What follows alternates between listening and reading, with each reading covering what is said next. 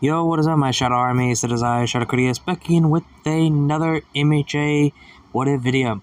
So guys, today I bring you guys another What If that involved, well, my MHA OC, Kage Tatsuma, and this is something that I've been really wanting to do for quite a while now. But I had to wait for the commission artwork like you guys literally saw, which is Kage Tatsuma as a Jedi, aka a Jedi Sentinel, lead to this what if scenario. And that is, what if Kage Tatsuma was in Star Wars? And I thought of this really well, and the reason why I didn't want to do this because, well, mainly because MHA crossing over with Star Wars and or having an MHA character exist in the world of Star Wars, but they have their quirks, which doesn't make no fucking sense. I don't know how the fuck that would work. So, basically, I just didn't like the idea. So, for this scenario, there is no quirk exists in Star Wars. And there will be two MHA characters. One of them is Momo. And another one you pretty much will see later on in the future. Basically, this will be part 1. And I will include the Legends EU continuity and also canon material into this, so basically mix them into one. So yeah, just keep that in mind.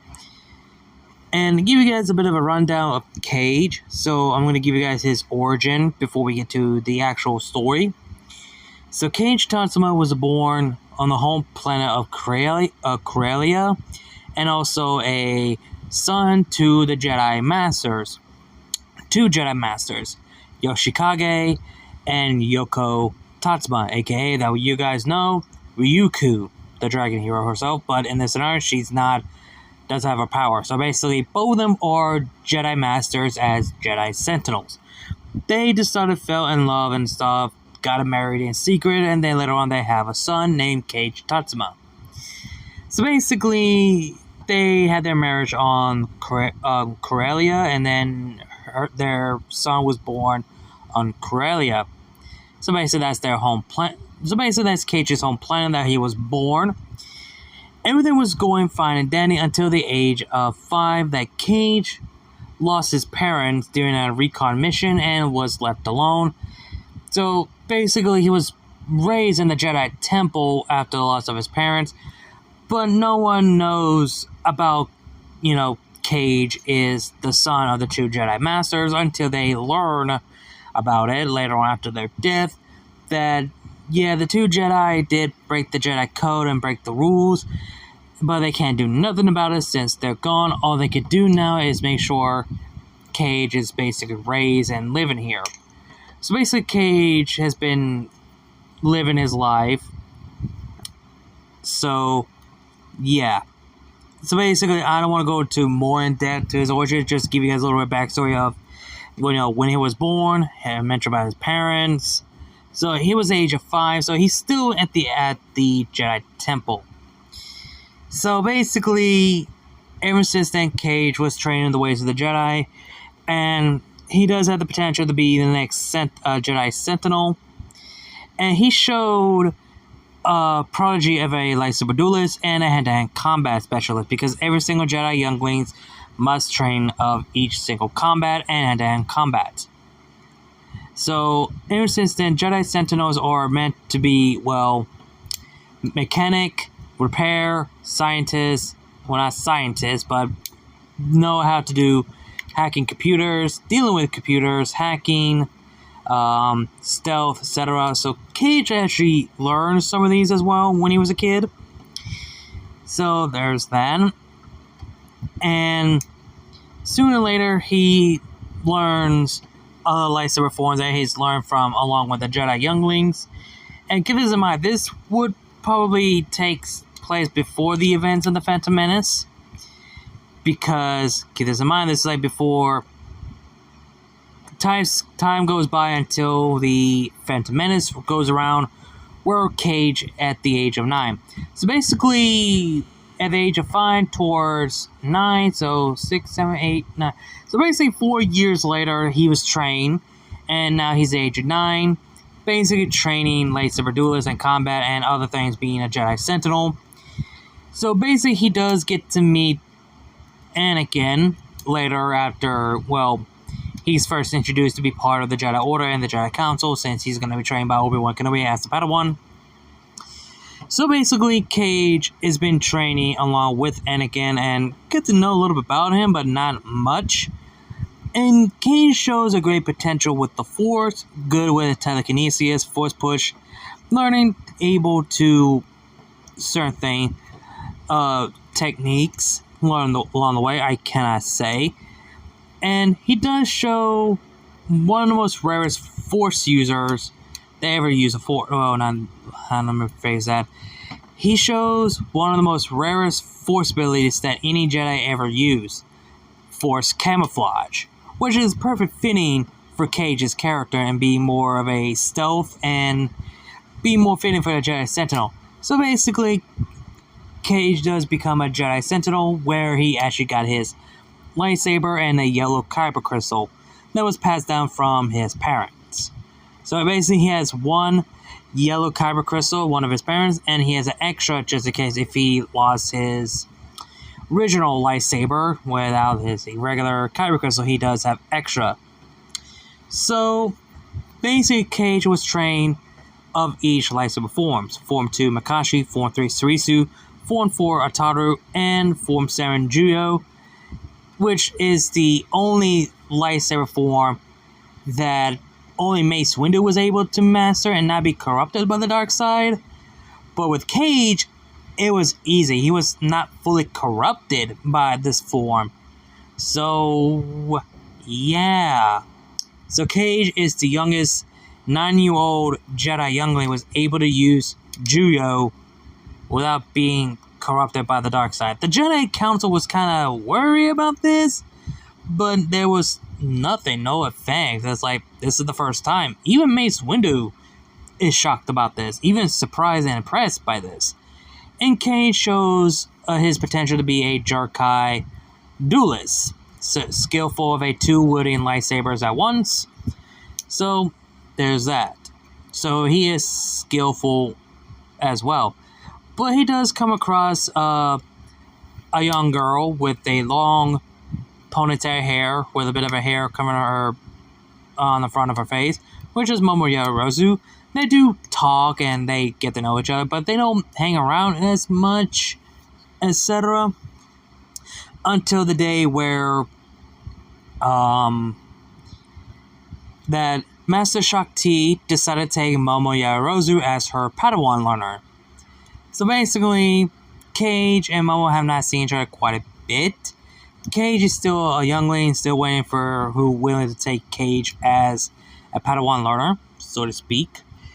So until the age of 11, 2 years later, after the Phantom Menace, Kage will be the age of 11. So basically, this is what I'm going to do. I know in the thumbnail, you see Quinlan Voss. It's actually stated that I'm going to have Quinlan Voss to be Kage's master. The way to make this work is to have Ayla Secura be a Jedi Knight, even though she was a Padawan at first.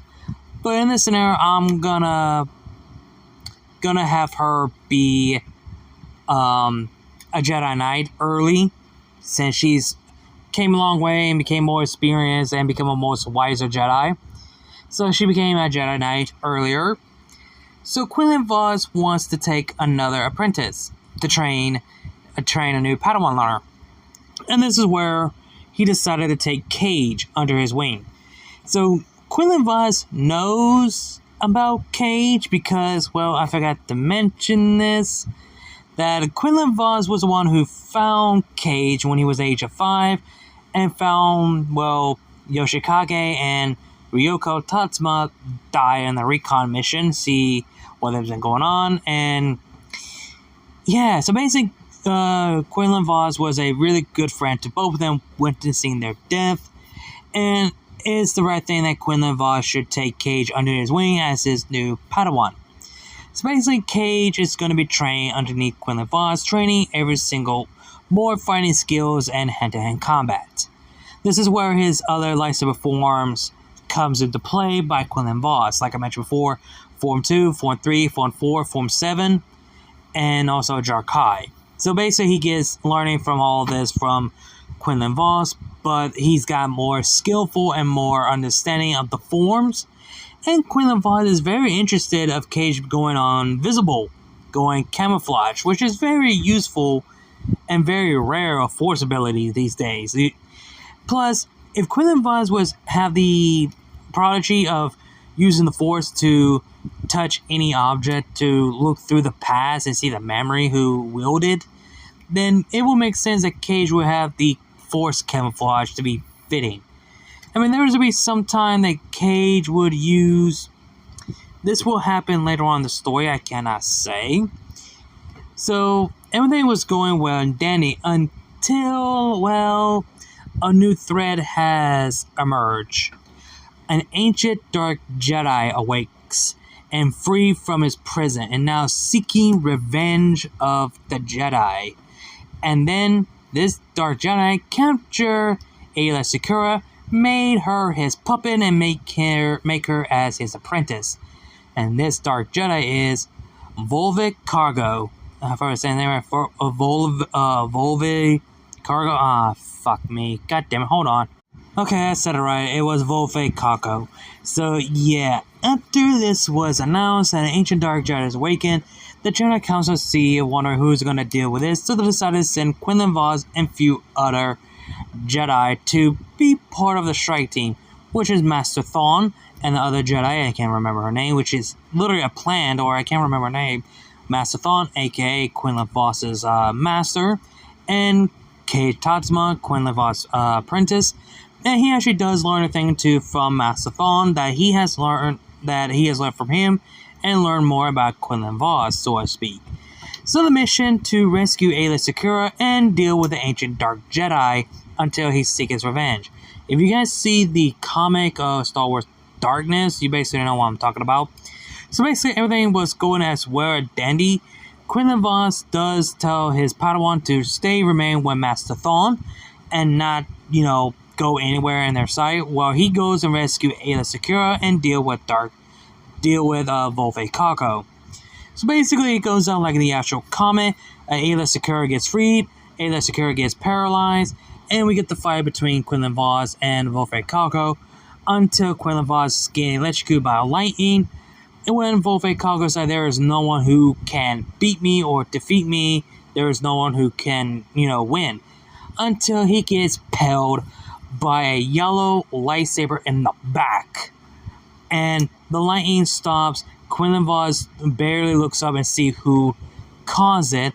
Then the ancient dark Jedi falls and collapses dead. And see his Padawan killed a dark Jedi without even hesitation and with no emotion. Just calm and expression. And Quinlan Vos was both irritated, frustrated, and also grateful. But he doesn't know what he's feeling. But he was wondering, how did he get there? How did he get here? Then he came to his mind, of course, camouflage. How did he forget? So Kage goes to his master, wondering if he's okay, if he's injured. And they both go and see Aayla Secura's arrived, that she's alive and just being paralyzed and unconscious right now.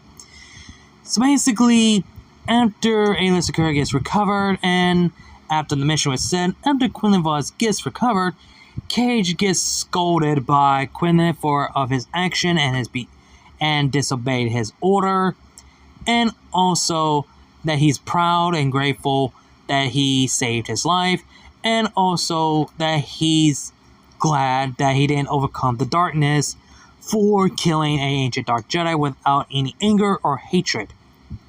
So basically he is grateful and he chose him wisely to be his Padawan, even though it was forced to happen, because it was meant to happen anyway, because Quinlan Vos was interested to train Kage Tatsuma to be his Padawan. Over the next few years, Kage would be, at the age of 19, at the age of a truly Padawan learner, at a similar age of Anakin Skywalker, so to speak. So basically, Kage will be 19 right now, before Anakin does. So basically, he's a month old. I would say like a month older than Anakin. So basically, he's already 19 in the beginning of the Attack of the Clones. Everything was going as well as canon. Nothing really changed as special. Then, after the mission between Quinlan and Kage going on their mission, stealth mission, etc., Kage started to understand about the Force, and he believes that the light side and dark side are just the Force, nothing more, nothing special. This is where he decided to believe that there is no one side or the other, there is only the Force. So basically, he decided to follow the will of the Force and think the Jedi should not get involved into politics or any potential war effort or anything like that. And he believed what he thinks is right by killing those who've gone too far or who just not want to go down fighting. Like, if they want to go down fighting, then they're going to end up dying. So that's what he's seeing. And hearing about Master Count Dooku, fall to the dark side and, well, left the Jedi Order. And he actually admires Count Dooku, but he understands why he left, but at the same time, he wished he could have known more. And yeah, Kage would notice something ain't right with the Senate and the Republic are being corrupted, and the Jedi are getting involved in politics, which that's not the way of the Jedi. We're supposed to be peacekeepers, not soldiers, but we're getting involved into politics now. And after the mission, Kage does come across someone that he has never seen in a long time, and that is Momo Yaoyorozu, with her beautiful look and her hair and her outfit. Yeah, her outfit is kind of bit of a revealing of her skin and some other things. And of course, Momo Yaoyorozu is wielding two lightsabers, one long standard hilt and one Shoto lightsaber. Her lightsaber color is basically, well, I think it's like mango or something like that. It's like a combination between purple and pink, so I would say violent pink, so to speak. So let's just go with that. If you guys see the image of what I talked about in the community tab way back, you basically know what I'm talking about. So Kage is actually surprised to see Momo again. Momo actually recognized Kage. She tells him, "It's been a long time. Have you been?" And Kage is like, "It's good to see you again, Yaoyorozu. You got grown." And Momo's like, "Well, it wasn't easy to be trained by Master Shakti." Speaking of which, how was her training?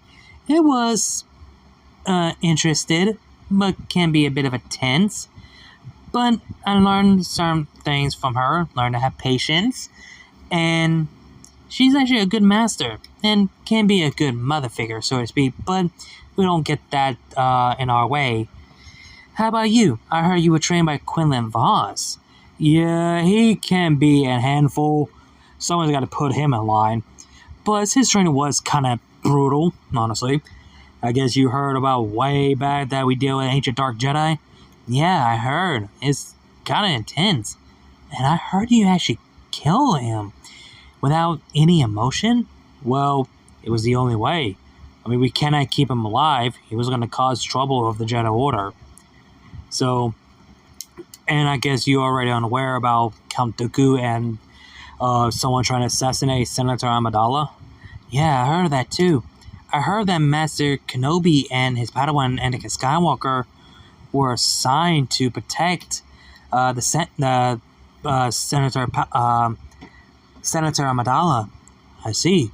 I haven't seen Skywalker in a long time, since we were young. Damn. Things has changed, have they? Indeed. It really has. When you're heading, Master Qui-Gon... not Master Qui-Gon. Oh, I said. Well, Master Quinlan is about to give his report to the Jedi Council. I was told to have the rest of the day to get some rest. What about you? Same. Master Shakti was about to do the same thing to give her full reports as well. I was about to go get some grubs. You want to join? Sure. We need to catch up anyway. So basically, Kage and Momo decided to catch things up and talk about their mission, so to speak. And Kage actually tells her that Kage has been unlocking and using newfound Force abilities besides the Force camouflage. Him being a Jedi Sentinel, he has free right to use Force Choke and any dark side abilities. So basically, Momo was kind of skepticism about well, using dark side ability, but she cannot say anything or go against it because Jedi Sentinels basically are allowed to use any dark side abilities as they see, like Force Choke, Force Repulse, Force Stun, and also Force Lightning if he wanted to. I mean, for fuck's sake, if Quinlan Vaughn was able to use Force Lightning, why not Kage? So, bite me! So yeah, so basically went on the dangerous mission, able to try to figure out what Dooku was planning, deal with another fallen Jedi, Sora Bulk, and, well, kind of deal with a human that was a spy for Quinlan Voss. So, basically, aka, well, you can see the thumbnail, Catherine, I think his name Catherine Hintz, which you do get to see her again later on as Quinlan Voss' love interest, so to speak. So basically, yeah, that's kind of happened sort of there. So Momo was actually impressed how things turned out between him and Quinlan Voss, and it became so intense. So basically, nothing going on at the moment. So right now they're just going to be staying in the Jedi Temple for a bit.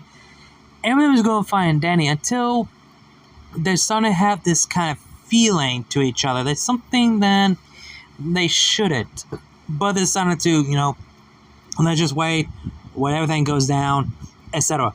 So basically, Momo decided to go to the Jedi Archives to basically, want to do something to pass the time. Kage, on the other hand, he wants to modify his lightsaber real quick because he noticed something ain't right. So he decided to upgrade his lightsaber hilt, which is, if you guys seen the lightsaber hilt from the Ultimate Sith Edition from The Force Unleashed, the Lord Starkiller's lightsaber hilt, yeah, that's the one. That's his lightsaber hilt, which I just love the hilt design. So it was fitting for him.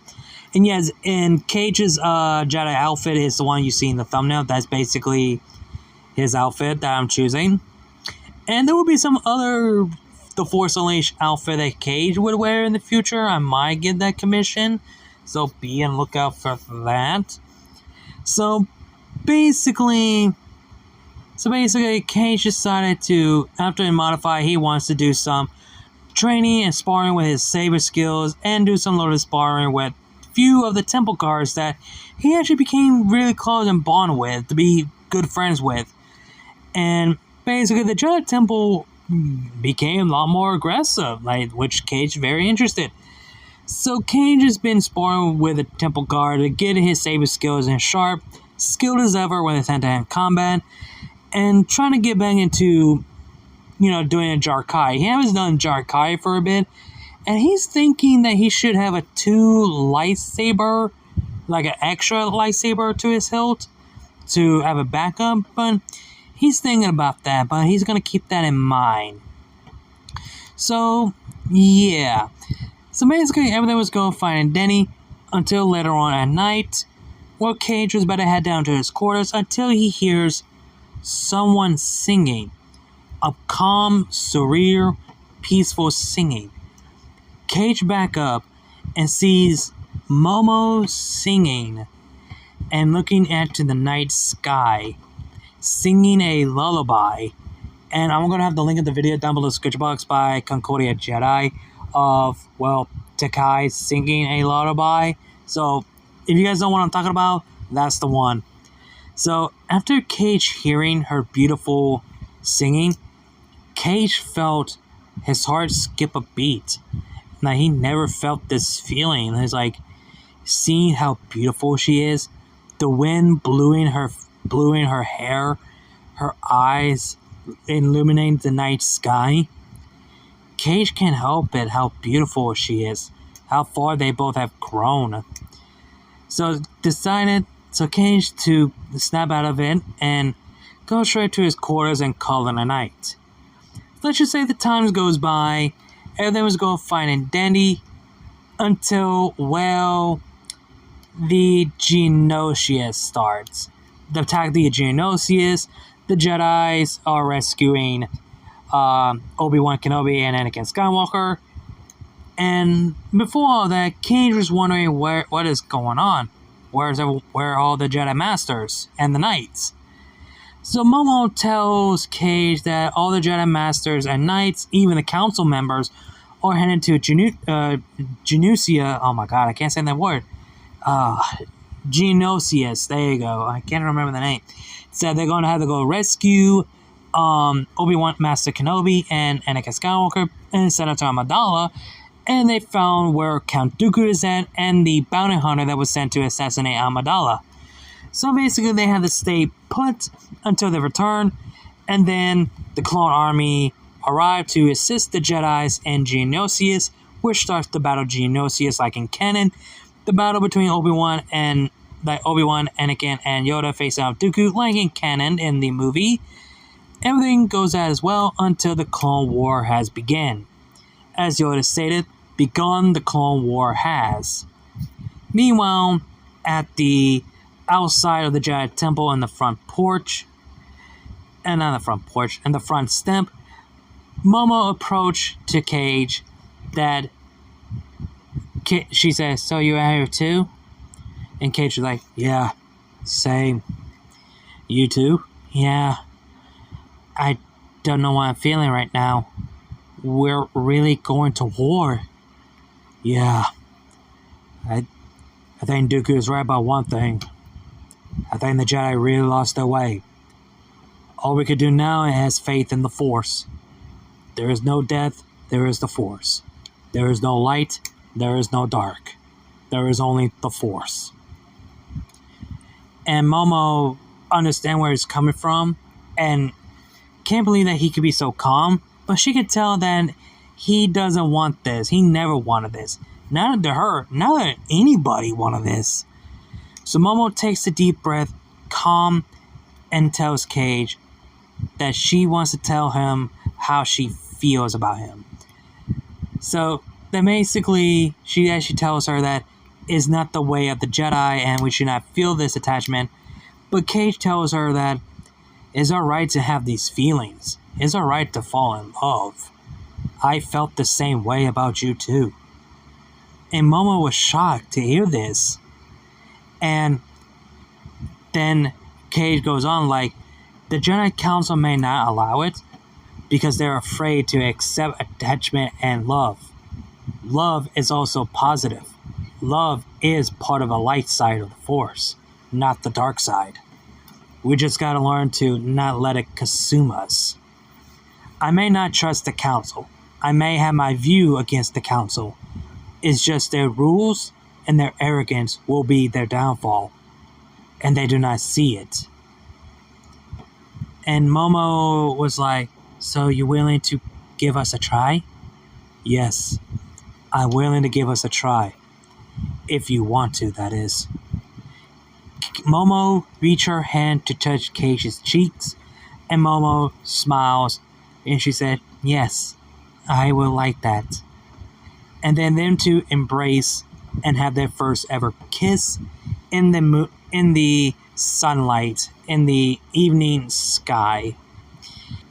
So basically, ever since the Clone War began, and both Kage and his master have been going on dangerous mission, stealth mission, spy mission, suicide mission, but they do get some help along the way and be alongside with other few Jedi like Obi-Wan Kenobi or Anakin, and even with Momo Yaoyorozu and Shakti.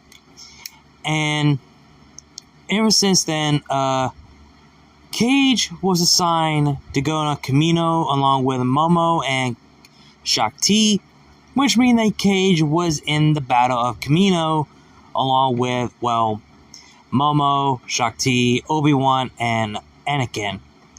And there will be some time where and there will be some time where Momo and Kage help Anakin and Obi-Wan, where Kage is helping facing off Grievous, and Momo facing off against Ventress.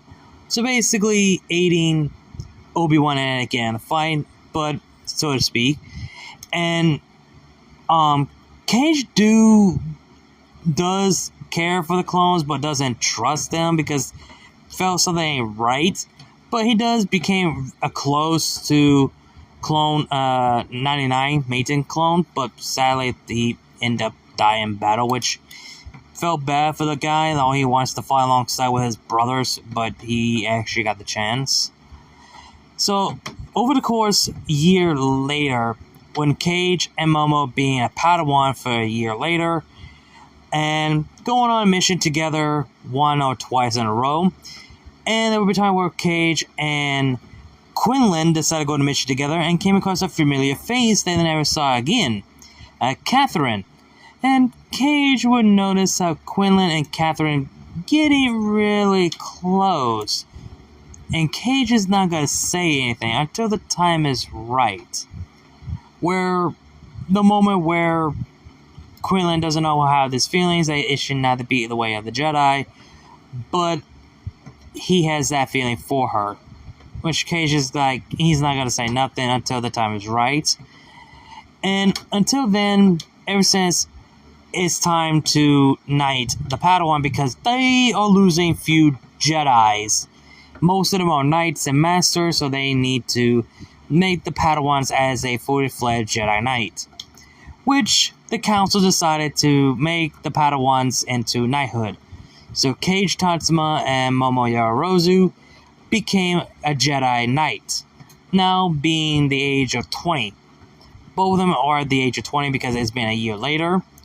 So basically now Kage is going on his own mission with some people that he knows, including Momo, even going on actual war mission with some of the clones, allied with some people, like, again, basically, let's say he goes on a mission with Obi-Wan and Mace Windu on Ryloth to free the Twi'lek people from slavery by the Separatists, or he actually goes on a mission with the Bad Batch. So yeah, Kage does go on a mission with the Bad Batch when it comes to something that is like suicide mission. And he actually liked the Bad Batch more than the actual clone. Don't get him wrong, he does respect the clone armies and slowly gaining the trust, but he's gaining his trust. Oh, I had to put that. Kage is slowly to grow trust with the clones, but not wanting to fully, get that trust yet, because he had a bit of suspicions about the clones. But the Bad Batch, they're completely different. Learning that their mutation and the clone genes are completely different than the actual clones, it's literally hard to tell if they really are humans or not. Or clones or not, my mistake.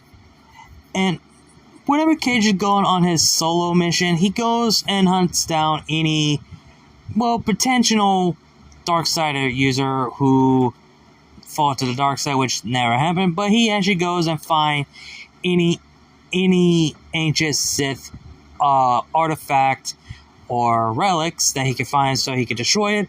But he does learn certain abilities, and he was able to use Force Repulse, and Force Lightning, along with his along with his Force Stun.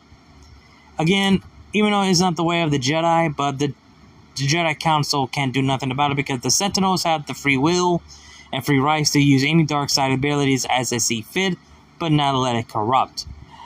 The Council noticed that Kage has not been fully corrupted by the dark side, but yet there is darkness in him, but it's been keeping it in check.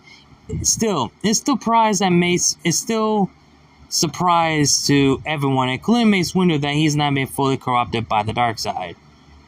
So Mace Windu was wondering, and there's my potential chance that Mace Windu could teach Kage how to use Wattpad, the opposite version of Form 7 Geo/Wattpad or whatever.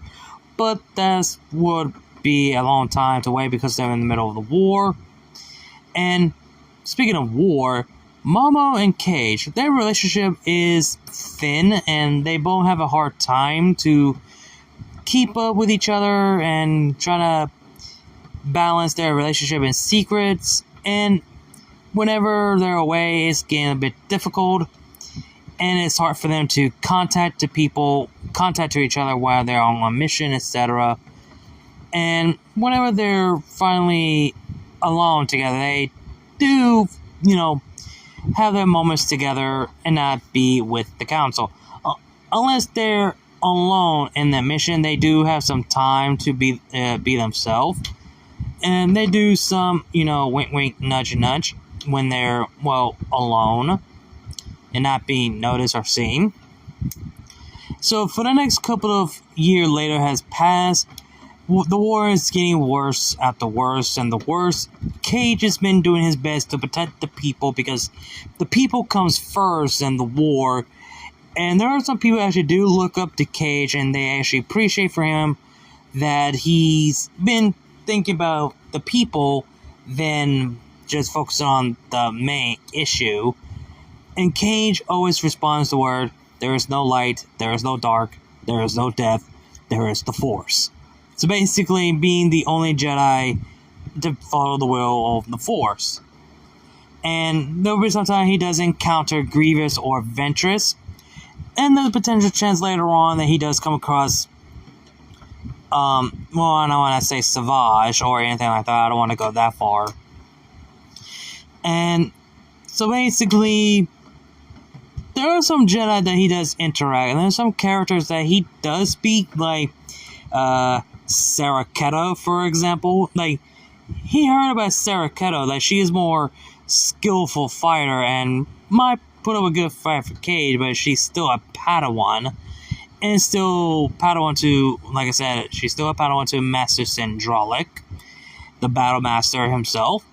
And he does hear about how a Jedi named Corbin Roth is dealing a lot of stress and struggles, and the council are not noticing or anything about it. And also heard about, another Jedi who was so obsessed to find another Jedi that was betrayed to the Order by poisoning and bombing the temple way back by the guy named Dravok. And this person wants to find Dravok, and that is Cassius Urshan. And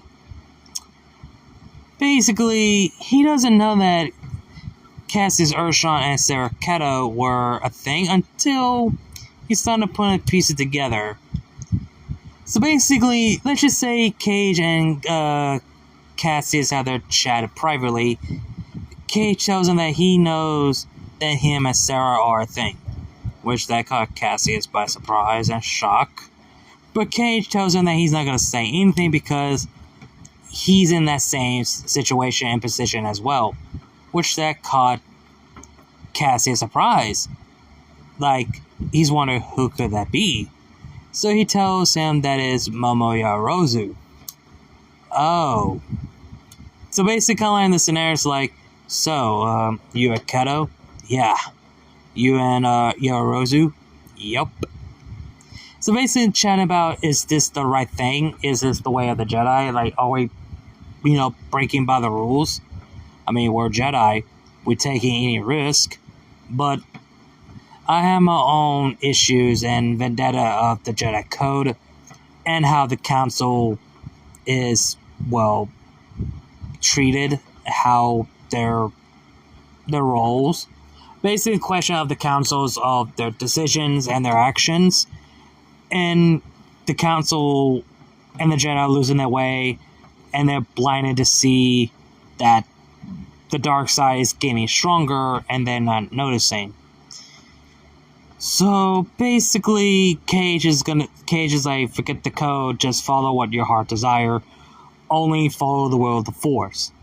Kage believes that love is not evil, love is not corruption, love will not make you fall to the dark side. It will consume you, but you gotta learn not to let it consume you. Basically saying that love is balance. You gotta have that balance within.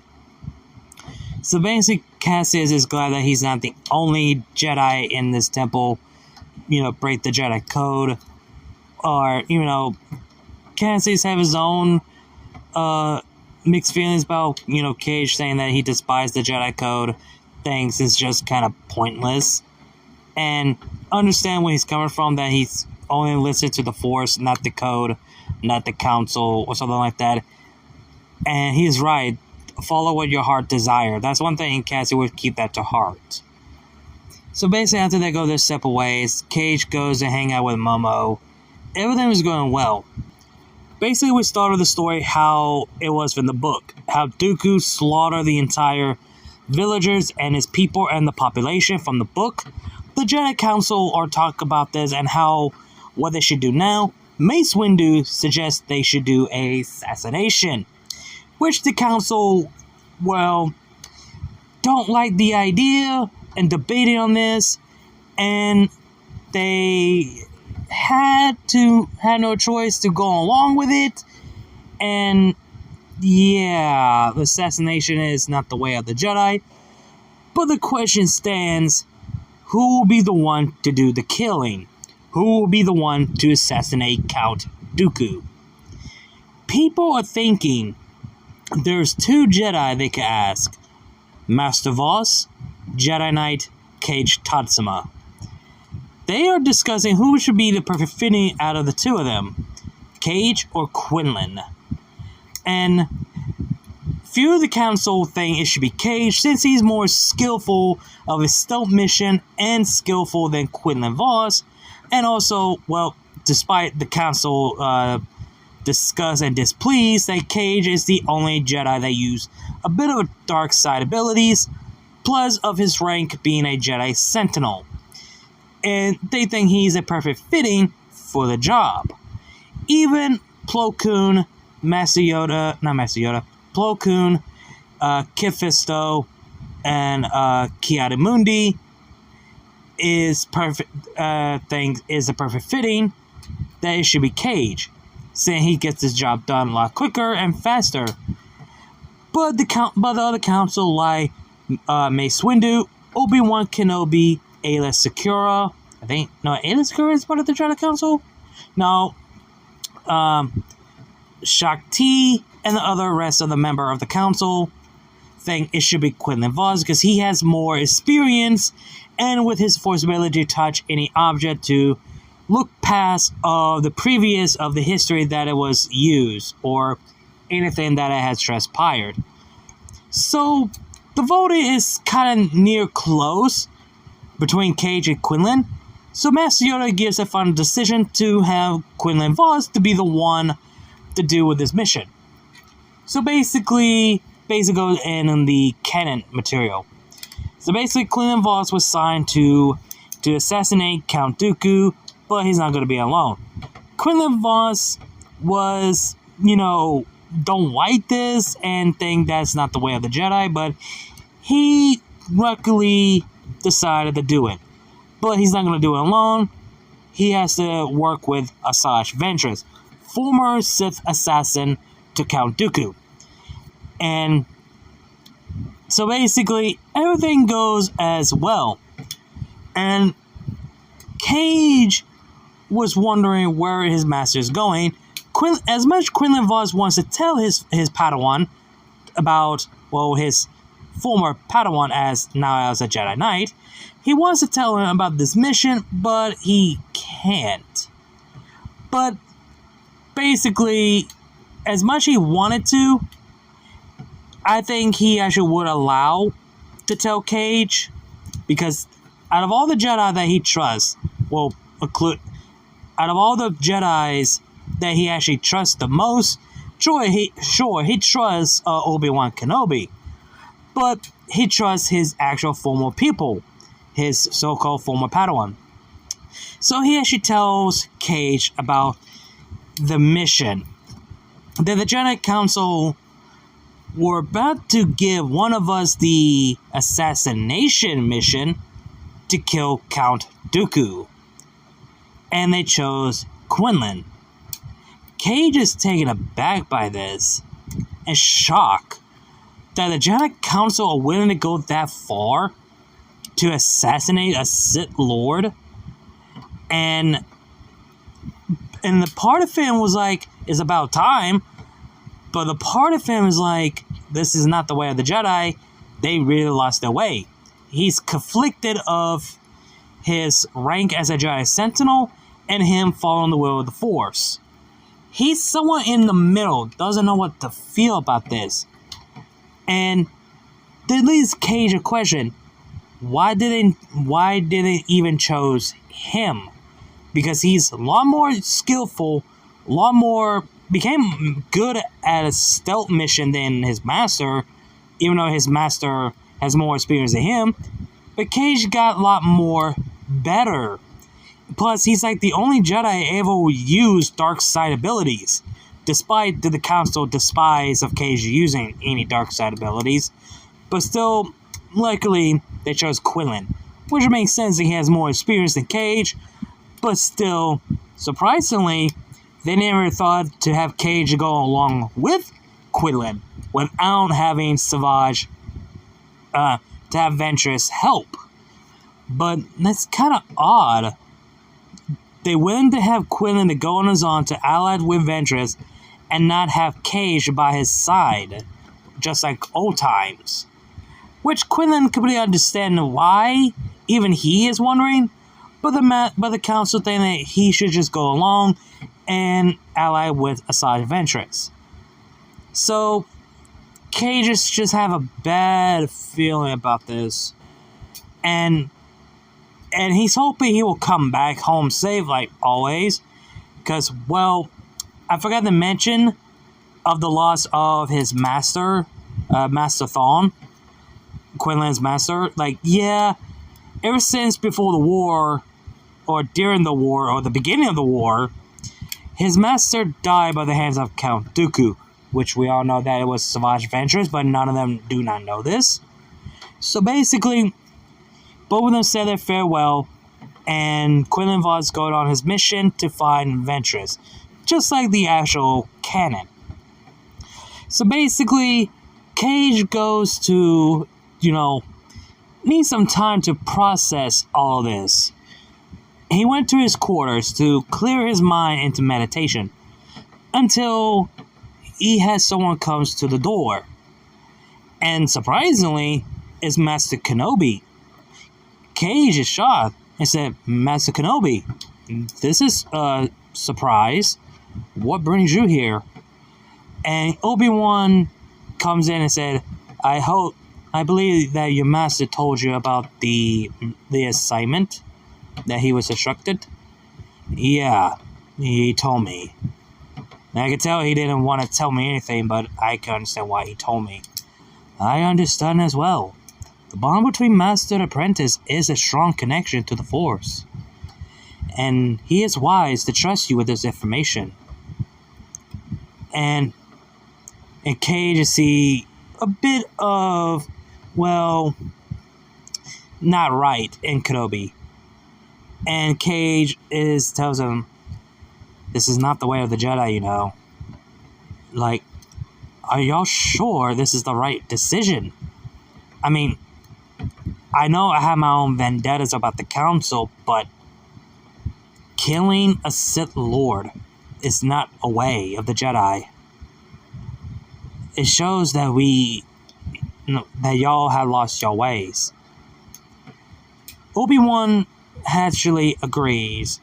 Yes, the assassination is not the way of the Jedi. But having one of your own Jedi to do the mission is not right.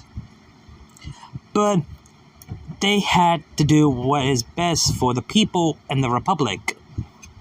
But Kage thinks like, are we really doing it for the people? Or we're just doing it for the Republic and the Senate? And Obi-Wan tells Kage that's literally not fair, and Kage tells her, I'm not trying to be. I'm just stating the facts, Master. And you know how I am with the Council and their decision. You're the most wisest Jedi next to Master Yoda. Surely you know this is not the right course of action. And yet, y'all go along with it.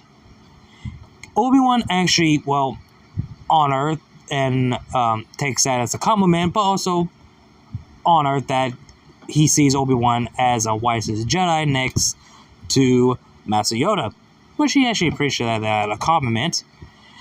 But Obi-Wan tells Kage that he's gonna be keeping an eye on Quinlan and keeping up to date of his assignment. So For now, Kage is not gonna be learning anything else what's happening in the mission.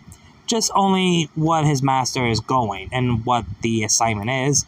So basically, Kage is gonna be left in the dark for the rest. So Kage actually bows in respect to Master Kenobi, and Kenobi, went off, left his quarters to leave Kage to his private, have his own private alone. Then suddenly, a few minutes later, Momo comes in. See if he's doing okay, doing alright, because she hasn't seen him since all day today. And Kage says that he is not, and he just had this feeling that something's not going to be right. Basically, he tells Momo about his master is on a mission to assassinate Count Dooku, but he's going to need Asajj Ventress to help him out. Which, that is shock Momo. The council allowed this, and it basically shows the council really goes that far to end this war quickly.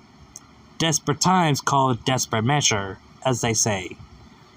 But they can do nothing about it and see how this goes. But Kage just had this feeling that something isn't right. Felt something bad is going to happen to his master.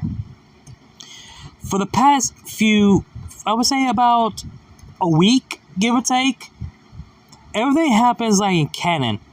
Quinlan Vos finds Asajj Ventress, Ventress and Quinlan became partners, and then Ventress and Quinlan arrive at Dathomir, where Ventress tells Quinlan about her origin, and also training Quinlan in the ways of the dark side to able to use the dark side abilities.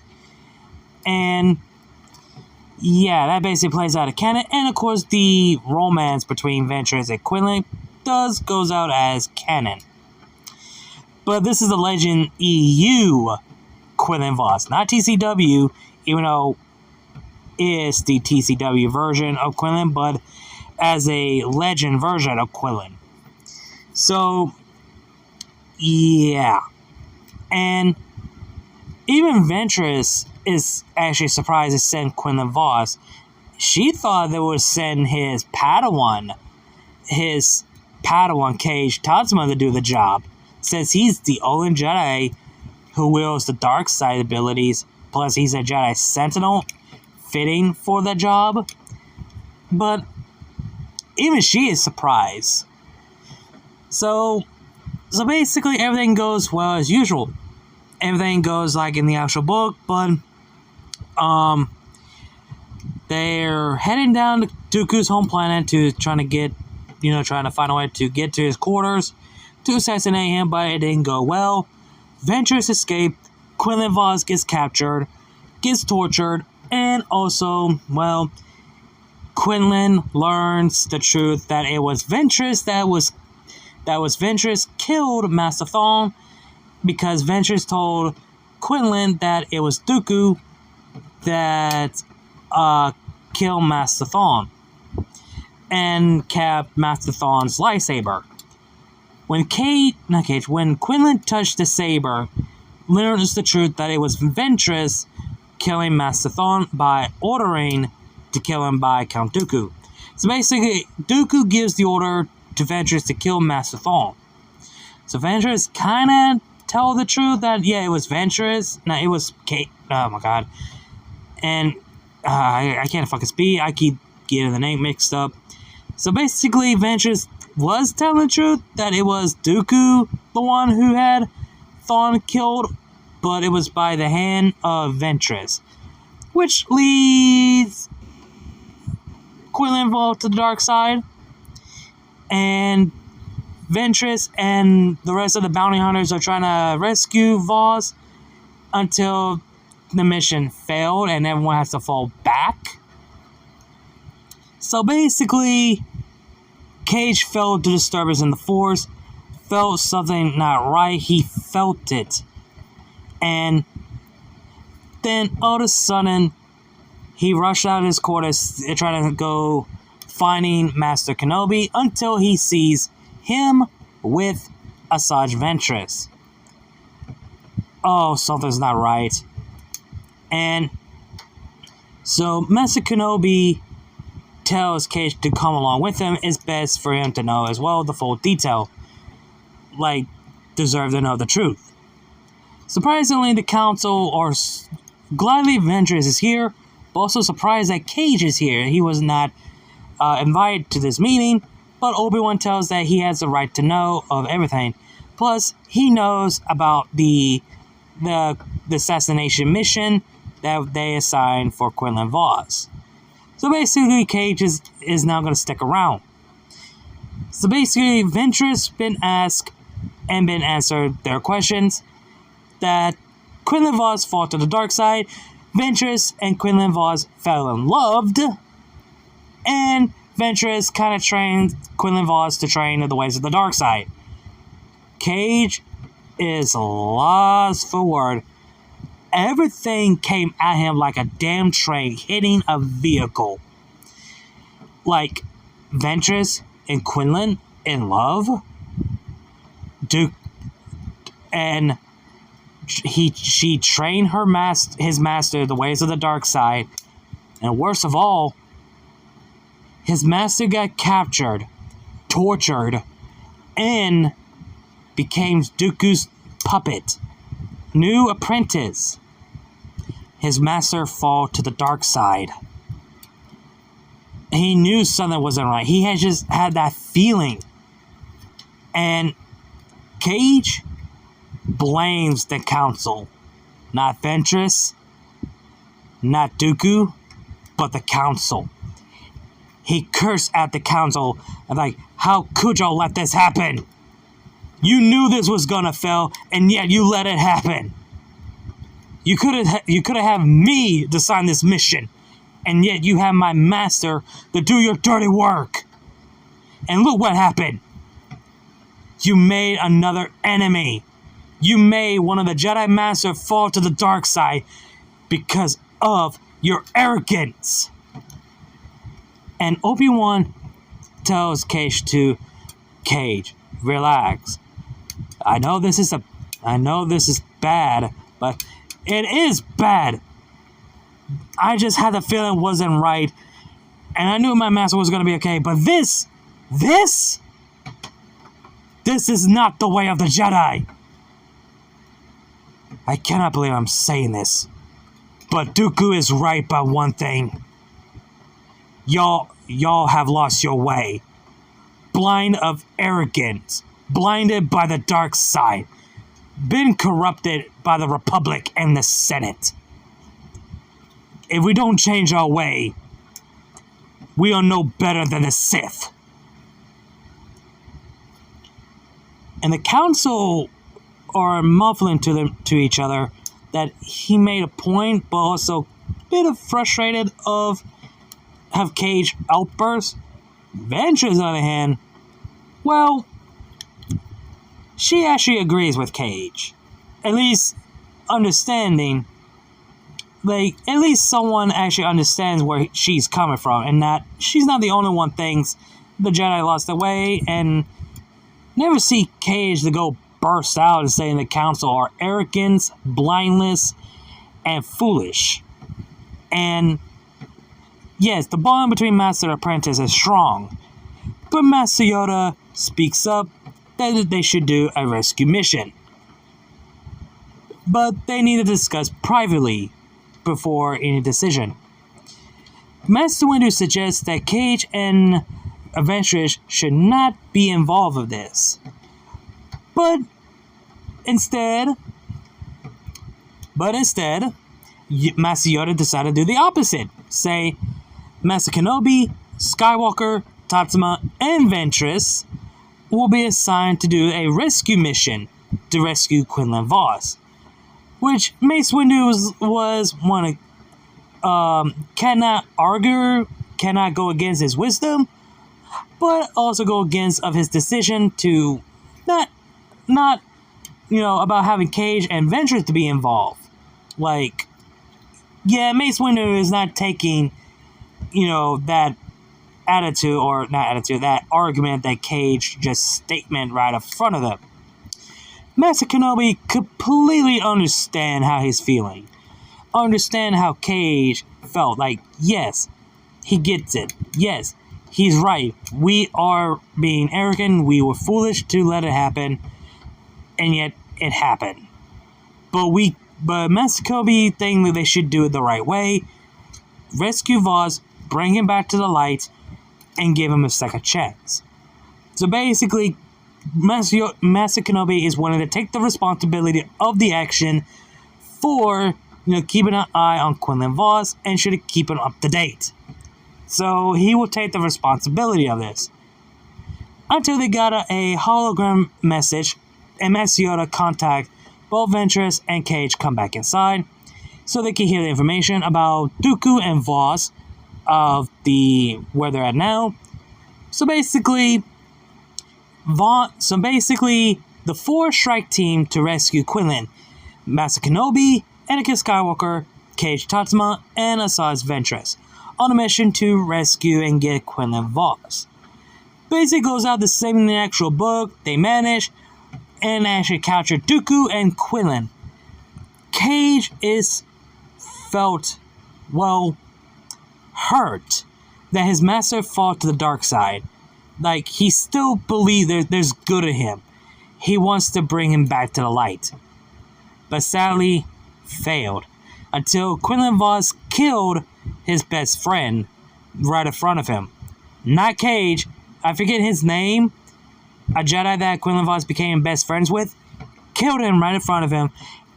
And actually both Dooku and Quinlan decided to escape. Kage and Obi-Wan tried to go after him, but Kage was fast enough to keep up.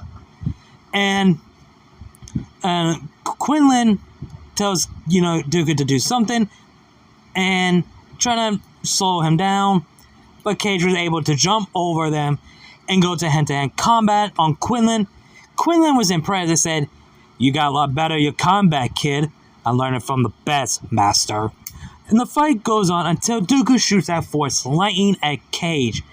Kage is in agonizing pain of the lightning, how pain and agony he is. Quinlan tells Dooku that that's enough, we need to go now. And Dooku sees that he is right, he will finish him off later. Until next time. So basically Dooku and Quinlan actually escape. So now, that's it. Now it's Ventress and Kage decided to rescue Quinlan, to bring him back to the light and in Dooku's life. So basically, kind of like in the book, where when Quinlan trying to be a double agent to learn the ways who is a Sith Lord, but fails because, the ship crashed in a building and the fight commenced between, one Jedi and a former Sith assassin against a Dark Jedi, Quinlan Vos, and a Sith Lord, Count Dooku, commence. So the lightsaber clash, where Cages go up against Dooku, and Quinlan go up against Ventress, trying to bring Quinlan back to the light side, which works. And basically, let's just say Dooku decided to drop the bombshell. He said, "I recognize those eyes of yours, Tatsuma. Your eyes reminded me of your father and the look of your mother." Cage's eyes widened. "How do you know about my parents?" And Dooku said, "It's simple, really. I was the one who killed your parents." Yeah. So, basically, yeah. That shocks Kage. Wait, hold on. That wouldn't make no look of sense. Fuck it. Whatever. This snapped Kage.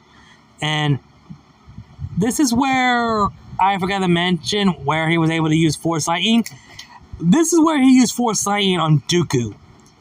And this made Ventress and Quinlan look and see how things turn out. Kage used Force Lightning on Dooku, but Dooku blocks it and used Force Push and Lightning to send Kage flying. And about to kill Quinlan, that he's turned back to light, but Ventress jumps in and takes the blow and dies in Quinlan's arm. And Dooku was able to escape.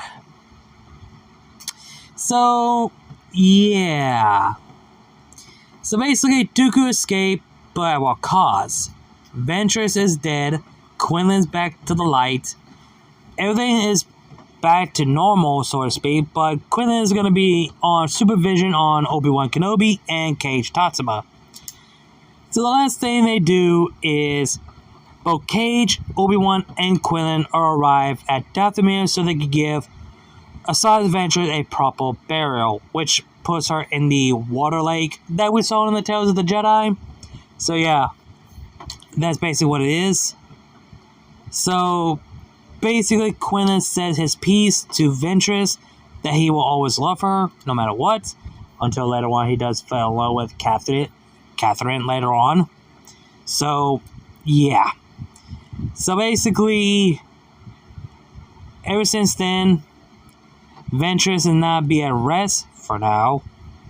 So Kage, Obi-Wan, and Quinlan leaves the cave or the temple or whatever, the castle, whatever, of the Night Sister, return to the ship and fly out the orphan of the planet of Dathomir. And until, well, another year later has passed, which has been 3 years since the Clone Wars has been started. Then Kage was on a stealth mission on his own, and as he returned, he heard about, Corbin Roth gone rogue and killed his master, and now everything just not going as well. And then ever since Kage went to his mission later the next day afterward, and ever since then he heard that the Chancellor has been taken and the Separatist is attacking Coruscant. Not only that, he actually did heard he's been out of the galaxy traveling to, stealth mission and saving lives, etc. Like, he's been keeping up to date thanks to Momo about the return of Darth Maul, that, well, people are speaking about it and they've been hearing about it. And not only that, Duchess Satine has been killed by the hands of Maul. And not only that, Ahsoka Tano, the Padawan of Anakin Skywalker, that she was falsely accused of the attack of the Jedi Temple. So basically, she was falsely claimed without any evidence that the Jedi Council thought she caused a war crime on the Jedi Temple. And it turns out they found out that it was Barriss Offee, the Padawan of Master Luminara Unduli. So Kage is stunned and shocked and also frustrated that the Council would blame on another Jedi who has had nothing to do with this, never caused any of the attack with any false evidence or anything like that. And then is not the worst part. She tells Kage that Ahsoka left the Jedi Order. And Kage just felt his heart sunk. Like, he could tell this is going to be hard on Anakin. And as Momo was like, Master Skywalker, or Skywalker, I don't want to say Master Skywalker, but Skywalker is not taking it too well on this. I mean, I can't blame him, and I cannot blame her. And Kage tells her that the Jedi Council literally lost their way. They're willing to give up their own people, their own Jedi member, to be exiled or executed. And at what cost? And Momo's like, you're right by one thing, Kage. The Jedi really lost their way. I don't know how much I can handle this. What are you trying to say? What I'm saying is, when this is all over, I want to lead the Order. You serious? Yes. I mean, when this war is over, now what? We're supposed to be peacekeepers, not soldiers. Ever since then, we were trained to be peacekeeper, until now. And I think you felt the same. And Kage closed his eyes, concentrated through the Force, and he says, you're right. And I think we should lead the Order. Both of us. We should lead the Order and have a normal life together. We could have a family. Do you think a planet, what would be a good place for us to start a new life? Kage has thought about this. He remembered that he was born on Corellia, but he doesn't want to go back there. It just brings bad memories. There are good places that could go start a new life. There's Dantooine, Alderaan, Naboo, and I'm trying to think of another nice planet. But Kage decided to go with, and he tells her, what about Alderaan? Alderaan is like a nice, peaceful place. And Momo was like, yeah, I like that. A new home, new life, a new chapter in our life. And Alderaan? I always want to go there. It's so peaceful. I don't know why, I just felt, it felt right. When it's over, we should leave. I agree. And I'll be returning home soon. I promise. I'll be waiting, Kage. And I love you. I love you too. After ending the hollow message ends, so Kage is going on his mission, etc. And until he felt something. Felt cold. And then he felt something not right. The Force. He felt that present. Like he clenched his hand to his chest. Like he's about to collapse. Something not right. What is happening? Keep this in mind, this takes place in the Revenge of the Sith. When Kage was on his mission. And the rescuing Chancellor at the Battle of Coruscant happened while he was gone. Then he felt something's not right. So he set a course back to Coruscant as fast as he can. As he arrived to Coruscant, he noticed that the Jedi Temple has been under attack by clones. And he realized, Momo. And he has to go there and try to save her, get to her, find her, and get out of there. As Kage trying to go, rushing in, see the clones killing Jedis left and right, both Master, Knights, Padawans, and Younglings. And Kage is horrified by this. And he needs to find Momo. That's his main priority. He knew he shouldn't trust the clones. He just had that feeling. He doesn't know what it is. Has the Force blinded him of this? No, it can't be. He shouldn't. He had that feeling, just cannot place the finger on it. What could cause this? Then he hears the Order 66. Execute Jedi. If any clones disobey the order, will be executed for treason. So basically it's not just the Jedi they're killing. They're willing to kill their own brothers if they disobey the order. So basically he cuts out every single clones to find Momo. Then he does. But the clones were so many. It's surrounding him. It's surrounding Momo. Momo trying to call to him to help her. Kage trying to get to her the fastest he can. Trying to get past through him. until it was too late. The clone shot her down, and Kage's eyes widened in horror, and his heart dropped.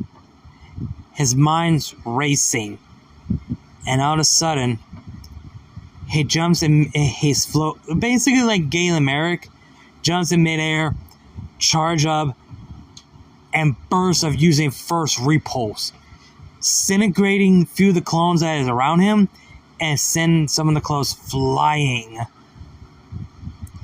And then he goes straight to Momo's lifeless body, barely alive, and Kage just can't believe this is happening. No. Momo, stay with me. Stay with me. And then Momo reached her hand to Kage's cheeks, telling him that she will always love him, no matter what, and I'll always be with you. And dies in his arm. Kage, eyes wide, tears down his eyes, and then he's wondering who could have done this, who led these clones. Then he realized the color of it, the fiber furs. No, it can't be. There's no way. Then he hears a knighted lightsaber behind him. He turns around and sees a black cloak figure wielding a blue lightsaber. Then he sees him, the man that responsible of this, the man that leaded the 501st Legion. Kage hits the name Skywalker, and Kage gets up and knighted his saber and grabbed one of Momo's lightsaber, a Shoto lightsaber. He ignited her saber in a dual-blading fencing in reverse grip. So the fight clash. Two Jedi Sentinel and a Jedi Knight. Kage against Anakin, the Chosen One. Both the blue, yellow, and violet purple, or violet pink, whatever you call it, clashed together. The battle was intense. Inferno. The battle goes on and on. Even gives Anakin a run for his money. And Kage was just close by to get the edge until a few clones comes in. They're trying to shoot down Kage. Kage noticed. Kage used Force Lightning to shoot out the clones and used Force Stun on Anakin Skywalker, freezing in place. More clones coming his way. Kage decided to look at Momo's body one last time and ran off, trying to find any ship, anything, to get out of there. As he found one of his Jedi Starfighter, he gets in it and been chasing down by clones, get to the ship and flies off and escape the attack of the Jedi Temple. Kage is broken, but he needs to know if he can find his master, Quinlan. He needs to know if he's alive. And he tried to contact, but nothing. He lost the love of his life, and now he's just lost his mentor. His mentor was on the planet of Kashyyyk with Master Yoda and Lumina and Dooley, but nothing. So there's nothing. Can't even get a hold of him. Can't even contact with him or anything. So now Kage lost everything. He lost his home. He lost his love. He lost his master. All he could do now is find a place to hide, lay low, and somewhere he could survive. That's all he could do, is to survive. So he set a course, a destination, a place where no Jedi or anyone think they should be able to go. He set a course to Na Shaddaa, a planet of bunch of scum and villainy, of bounty hunters, smugglers, any type of enemies, even the huts, are allowed to be. So that's where Kage will be going and hiding, is Nashada. So it's been over a year since the fall of the Jedi Order, and the fall of the Galactic Republic became the Galactic Empire, in the beginning of a dark age for the rise of the Galactic Empire. So basically, Kage Tatsuma has been hiding and blend in the planet of Nashada, a planet with a bunch of scum and villainy of bounty hunters, smugglers, mercenaries, huts, and pirates, and a place where you have to look out for yourself, survive, and not trust anyone. And that was Kage decided to hide in, since, well, the Empire won't able to find any surviving Jedi in Nashada. Why would the Empire decided to, hey, let's go Nashada, we might be lucky we can find another Jedi. But there's no way, why would a Jedi be hiding in that location? So they decided not investigate any Jedi in that area. So basically, Kage basically changed his robes, wearing the outfit that you see in the thumbnail and the community tab. Basically, the Raxus Prime outfit. Just hide his face like a mask, like a face mask or something like that. So that's basically what he's wearing. But he still have his lightsaber, plus with Momo's lightsaber as a second pair. Because he still haven't got over of the loss of Momo. And still remember that night. He still keeps having that nightmare all of a sudden. The night where everything fell apart and see the death of Momo. Even seeing Skywalker, the greatest Jedi, the powerful Jedi, now a Sith, the one who's supposed to destroy the Sith to bring balance of the Force, the chosen one, and yet he joined the dark side. But for what reason? What was the cause? Why did he decide to join the dark side? Sure, the council didn't trust Anakin. I mean, let's be honest. The council didn't trust Kage, so probably that's the reason. Misled, distrust. That could be the reason. If the council trusted more, things would have been different. And sure, that the council didn't push Kage to the limit because of him being a Jedi Sentinel and use a forbidden technique that the Jedi aren't allowed to use, since Jedi Sentinels are allowed to use Force Choke, Force Lightning, aka Lightning of Judgment, whatever. But Kage is the only one to use those kind of dark side abilities.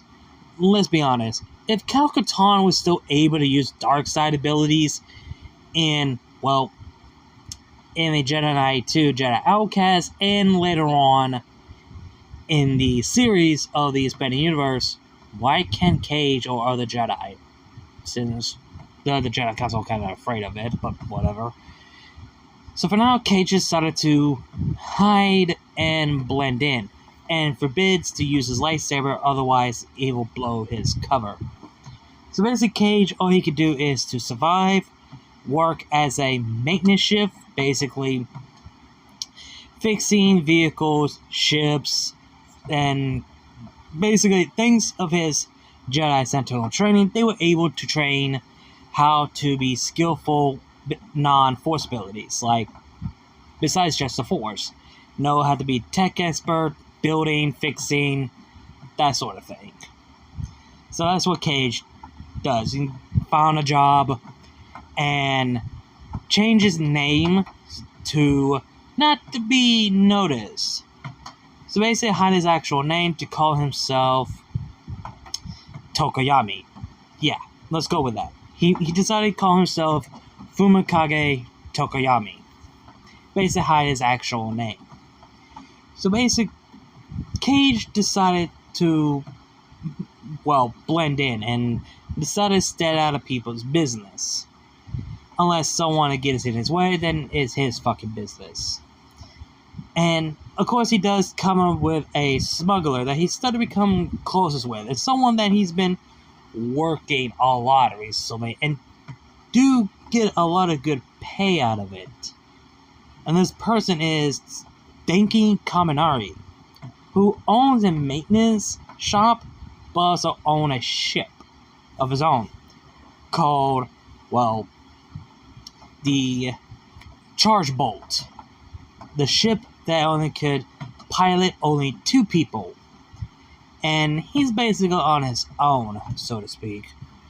But he's been trying to save up money and credits so he could get out of this damn rust bucket. So, and he was kind of hoping that, Tokayami, quote unquote, that doesn't know his actual name, that he could tag along with him. So basically, Kage wants us to leave, but he can't. Even Denki wants to know why. So he wants to tell him, but he can't. Not until, there's a problem. Let's just say Denki got himself in a trouble situation with the crime syndicate, the crime syndicate made a huge debt. Not bad. It's not like bad. It's just a bit of a debt that Denki have a hard time to pay. Whenever random cronies, like some of the Pikes or the Black Sun or some of the bounty hunters working for someone, and there are for the credits, and basically Kage is just not gonna get involved until things gets really serious. They decided to harass and potentially to beat him to death, beating Kaminaris to death. Kage was like, I can't set this by. So Kage decided to put them in the floor, best class them in a hand-to-hand fight. Took out some of the Pikes, I would say 2, 1 Black Sun, 1 of the Bounty Hunter, and shockingly, they both got the ass whoop, and Kaminari shot that Tokayami was able to be skillful.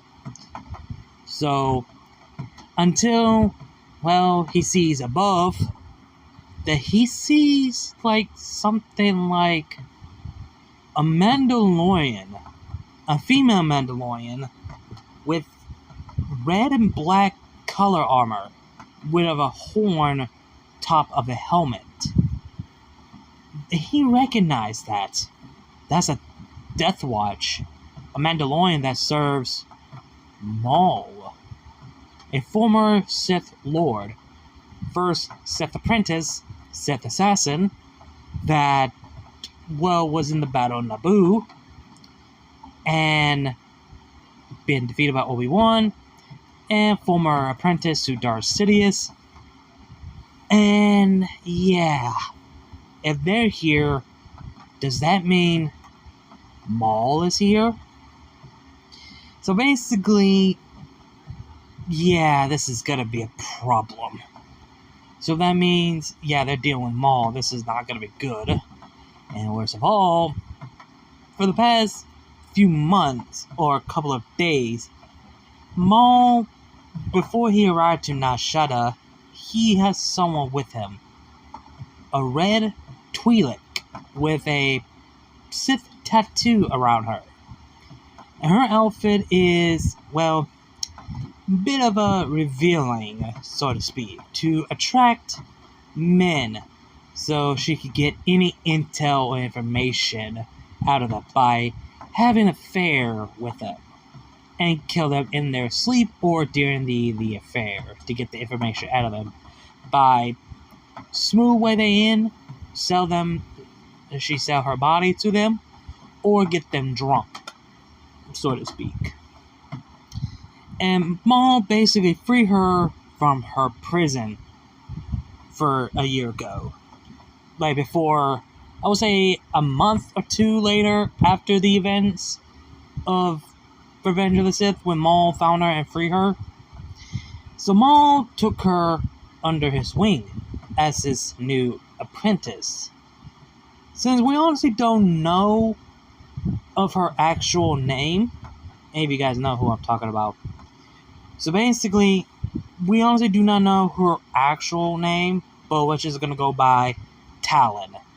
Because, let's be honest, in the expanding universe, we actually do not know her actual name before she be called Dark Talon. So, we actually do not know her actual biological name. So, let's be honest, I think they're just gonna call her Talon in the upcoming series. So basically, let's go with that. So, Maul basically meet up to that female Mandalorian. I forget her name. That purple hair chick, the dark purple one, who is right next to Gar Axon. So yeah, that female. She actually greeted Maul and Talon, which surprisingly Maul decided to take another apprentice. And even the Mandalorian chick, she's kind of felt, oh boy, that is a bit of a revealing for an apprentice. Which Maul just care less what his apprentice wearing.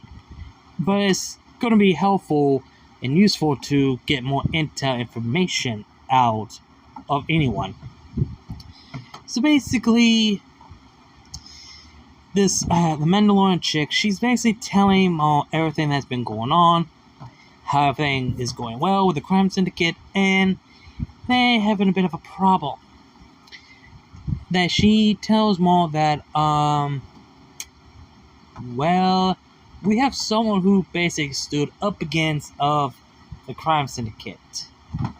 So basically, she actually recorded the whole thing. And so this one guy took out 2 of the Pikes, one bounty hunter, and 1 of the Black Sun. Maul was intrigued and noticed something about him. Notice of the fighting skill. Maul said, "This person is a Jedi." And Maul is no fool. And she is stunned. The Mandalorian chick is stunned. A Jedi here and not shut her. And Talon approached to her master, said, "Should I hunt him down and kill him, master?" Maul was like, "No, I think we should invite him to offer him to join us, to join our cause."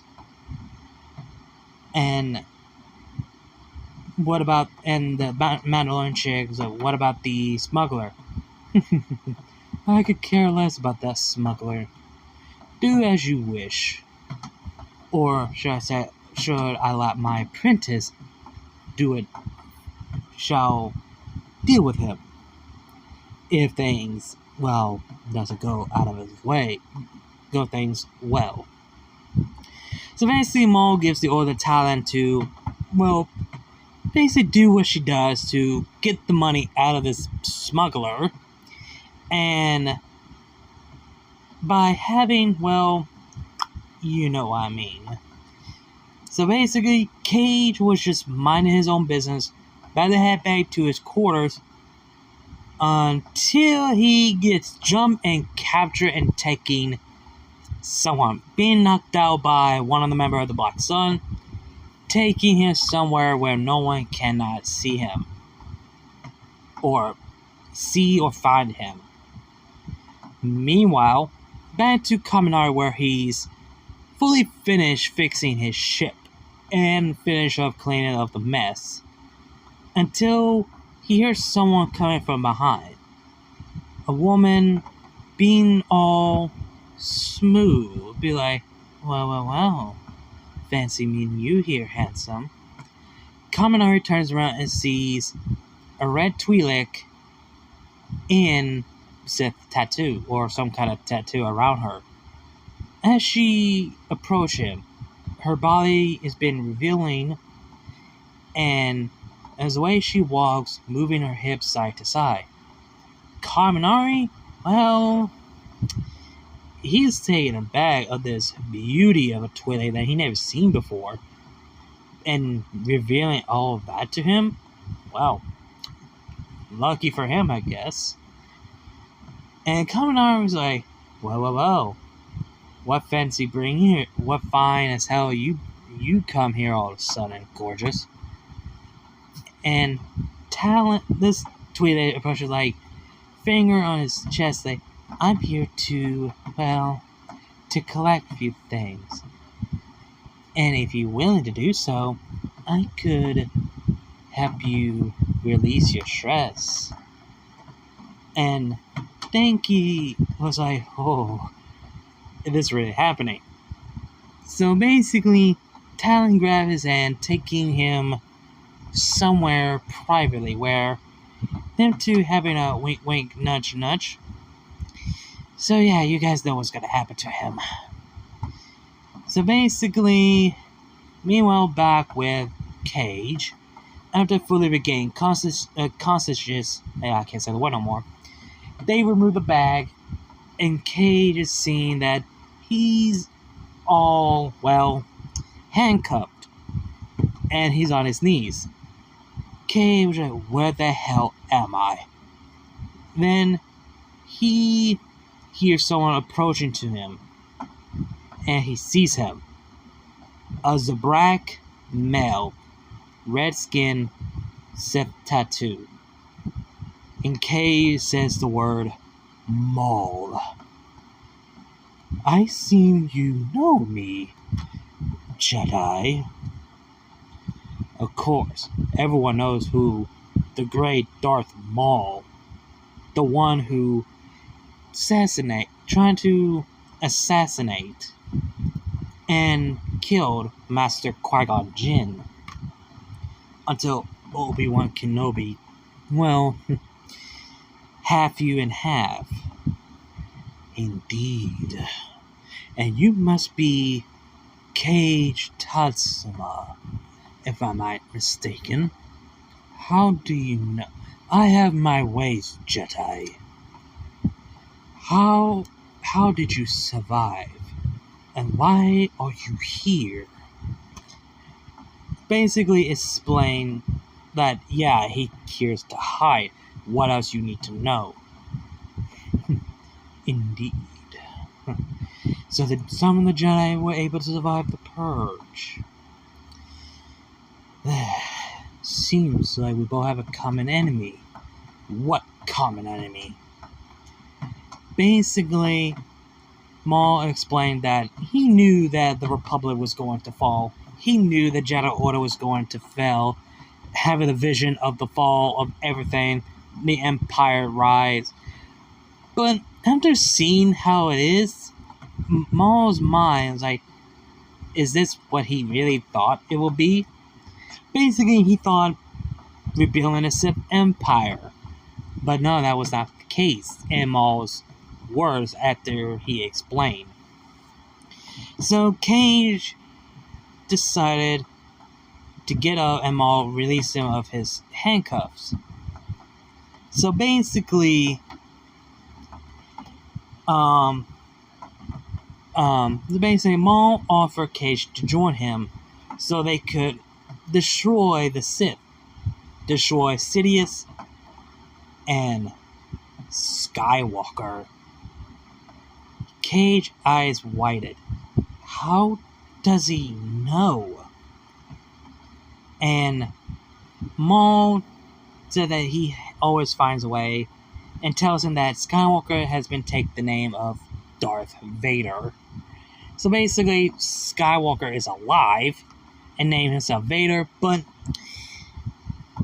now I think about it, he remembered something, the name Darth Vader, all black mechanical suit. Wait, that's Skywalker? Why he wearing like that? Why he has like a life support system? Like he recognized Vader what he looks like, in the Holo News and everything else. And they clicked him. Kenobi, he defeated Skywalker, but he didn't kill him. Great. Of course he couldn't. Could never finish the job. So, but the one thing is, why would he join Maul? He's just gonna betray him or sell him out to the Empire. Or whatever. But Maul is no side with the Empire. He's against the Empire. Trying to survive just like him. Until another one approached Maul. Is his apprentice, Talon. And Kage basically had to look away because of her revealing. Maul was like, Talon, my apprentice. Seems your success of the task. Yes, master. I had a bit of a fun having an affair with a smuggler. But I got the credits. And he'll be no longer a problem. And basically saying that he killed Kaminari. And Kage felt the rage. Oh, hell no. Fuck that. He grabbed his 2 lightsabers and ignited it. Ready to fight. Yeah, you just killed Kaminari. One of the person that he actually made a friend. Now he's dead. And Maul trying to, not cause a situation at hand. But Kage said, no, I will not join you, and I will not be your pet. So Maul was like, very well. So, basically Maul and Talon ignited their lightsaber, ready to clash against Kage. Until Maul communication goes off saying, the Empire has arrived, and Inquisitor is heading your way. In Kage's mind, an Inquisitor? The hell? Then the Inquisitor has arrived, ignited the double-bladed lightsaber. The hilt looked like a ring. Then they both look, and they see an Inquisitor wearing a helmet, but with a cloak around the right side arm, covering it. And this Inquisitor's like, so, it looks like it's my lucky day. I found the Shadow and a Jedi. Well, ain't this my lucky day? Which this Inquisitor is Morok. And Kage recognized that voice. Wait. Morok? Is that you? And Morok doesn't respond to this. And wait, if he's an Inquisitor, how many more are they? And Morok says, there are more Inquisitors than just me. Inquisitors? There's more? So basically, the Inquisitors are basically Maul kinda knows who they are. Explaining to them, yeah, these Inquisitors were Jedi that was captured and taken and tortured to become, Imperial Inquisitors, to only given orders by Sidious and Vader to find and hunt down Jedi. And Morok, his mission, he's here for Maul. And now there's a Jedi here, it makes him a bonus. So basically we get a fatal 4-way fight between former Sith, his apprentice, a Jedi survivor, and an Inquisitor. Sabers clash. Out of all the colors, you only see base of crimson and bit of a bright yellow and violet purple pink illuminating the night and the dark. The fight was intense, brutal, and the fight goes on and on. And realize Kage needs to get out of here because the Empire are here and the soldiers are on their way here. So basically, Maul clash Morak, Talon, and Kage class. Cage's reason to Talon that you don't have to serve him. There's a better path, and you could go with him, but Talon refused because she's okay where she is. After all, her master was the one who freed him from her imprisonment. So it was a debt that she needs to be paid. So, and they switch weapons.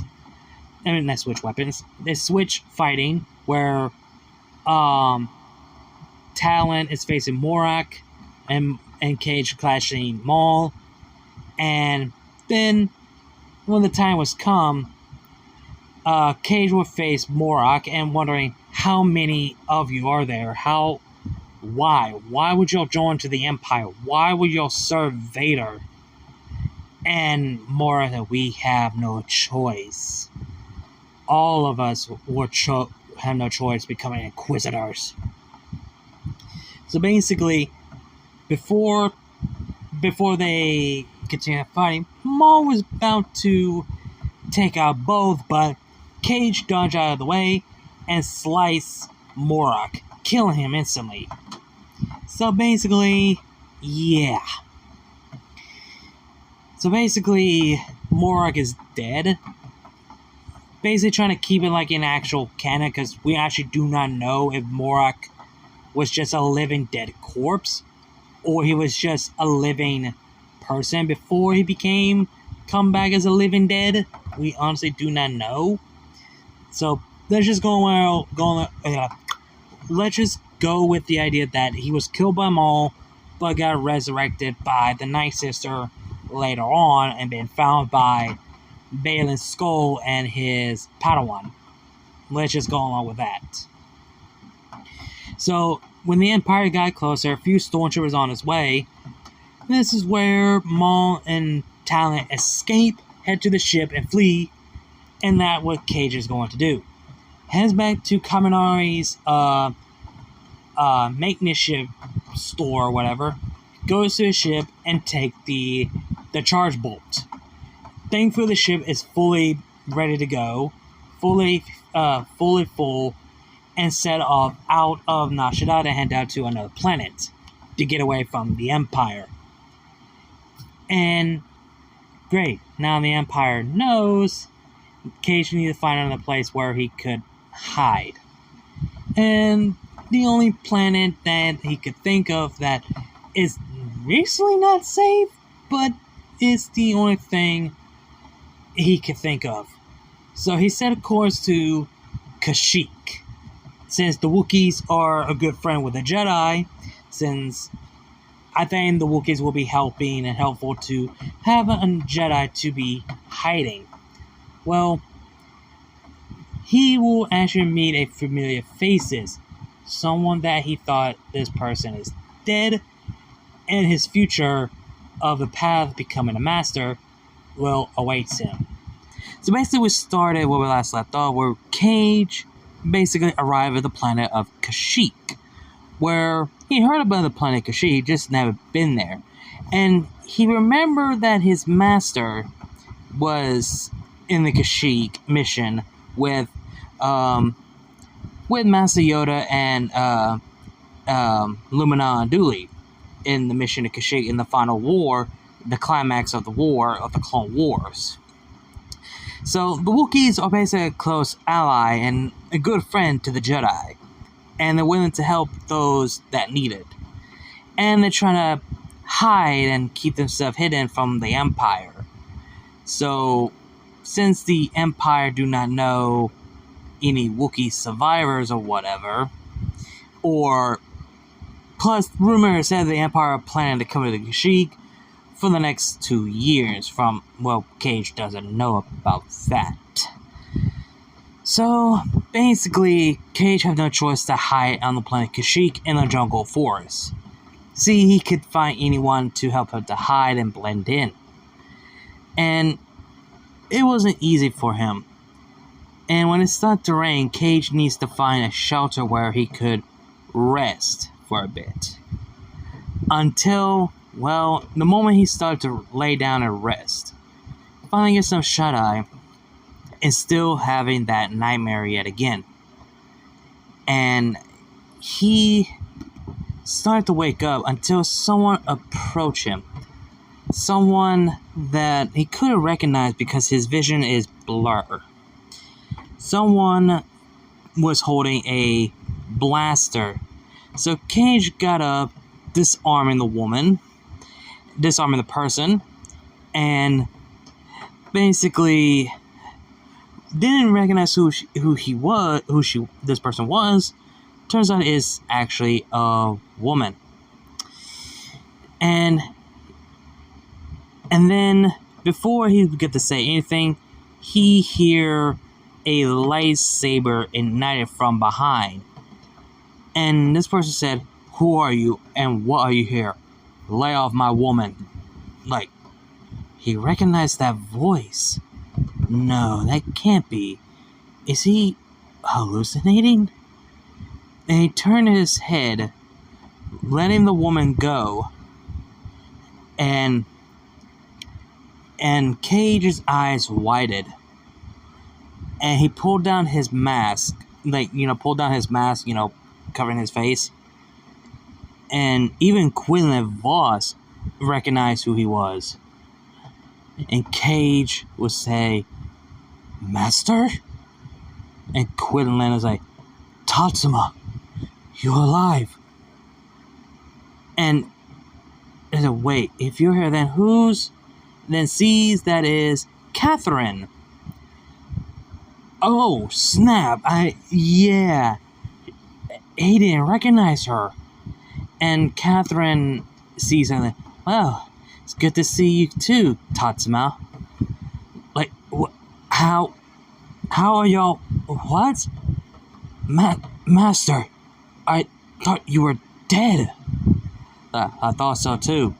Apparently, I'm on the most wanted list, Jedi survivor by the Empire. What? So you survived? How? Like, I felt your presence gone. That's why I want everyone to believe that I'm gone. I've been busy. I was kind of concerned that you didn't make it, my apprentice. Well, I learned from the best, but why are you here? How long have you been in Kashyyyk? And Quinlan tells him to come along with them because there's a better place to be hidden than just being in the cave. So Quinlan will explain how did he survive and why he's still here in Kashyyyk. Basically explain that he did survive. He left Kashyyyk and he went to Nar Shaddaa to hide himself until he came across Catherine and dealing with other bounty hunters, smugglers, basically a lot of shenanigans. And then they decided to head back here to Kashyyyk to hide in because, well, Catherine is pregnant. Kage didn't notice or recognize until he looks at her, sees that she is pregnant. And they basically headed down to a camp where Wookiees are hidden until, well, if the child decided to give birth, they have a lot of supplies they will help out when she's about to give birth. So Kage put the pieces together that Quinlan and Catherine are together and now married.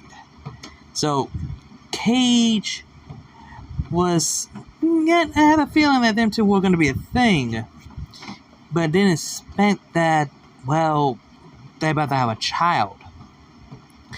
So Quinlan asked, how did Kage survive? Actually explained the whole thing, even telling him that him and Momo were a thing. And found out that she was killed by Skywalker.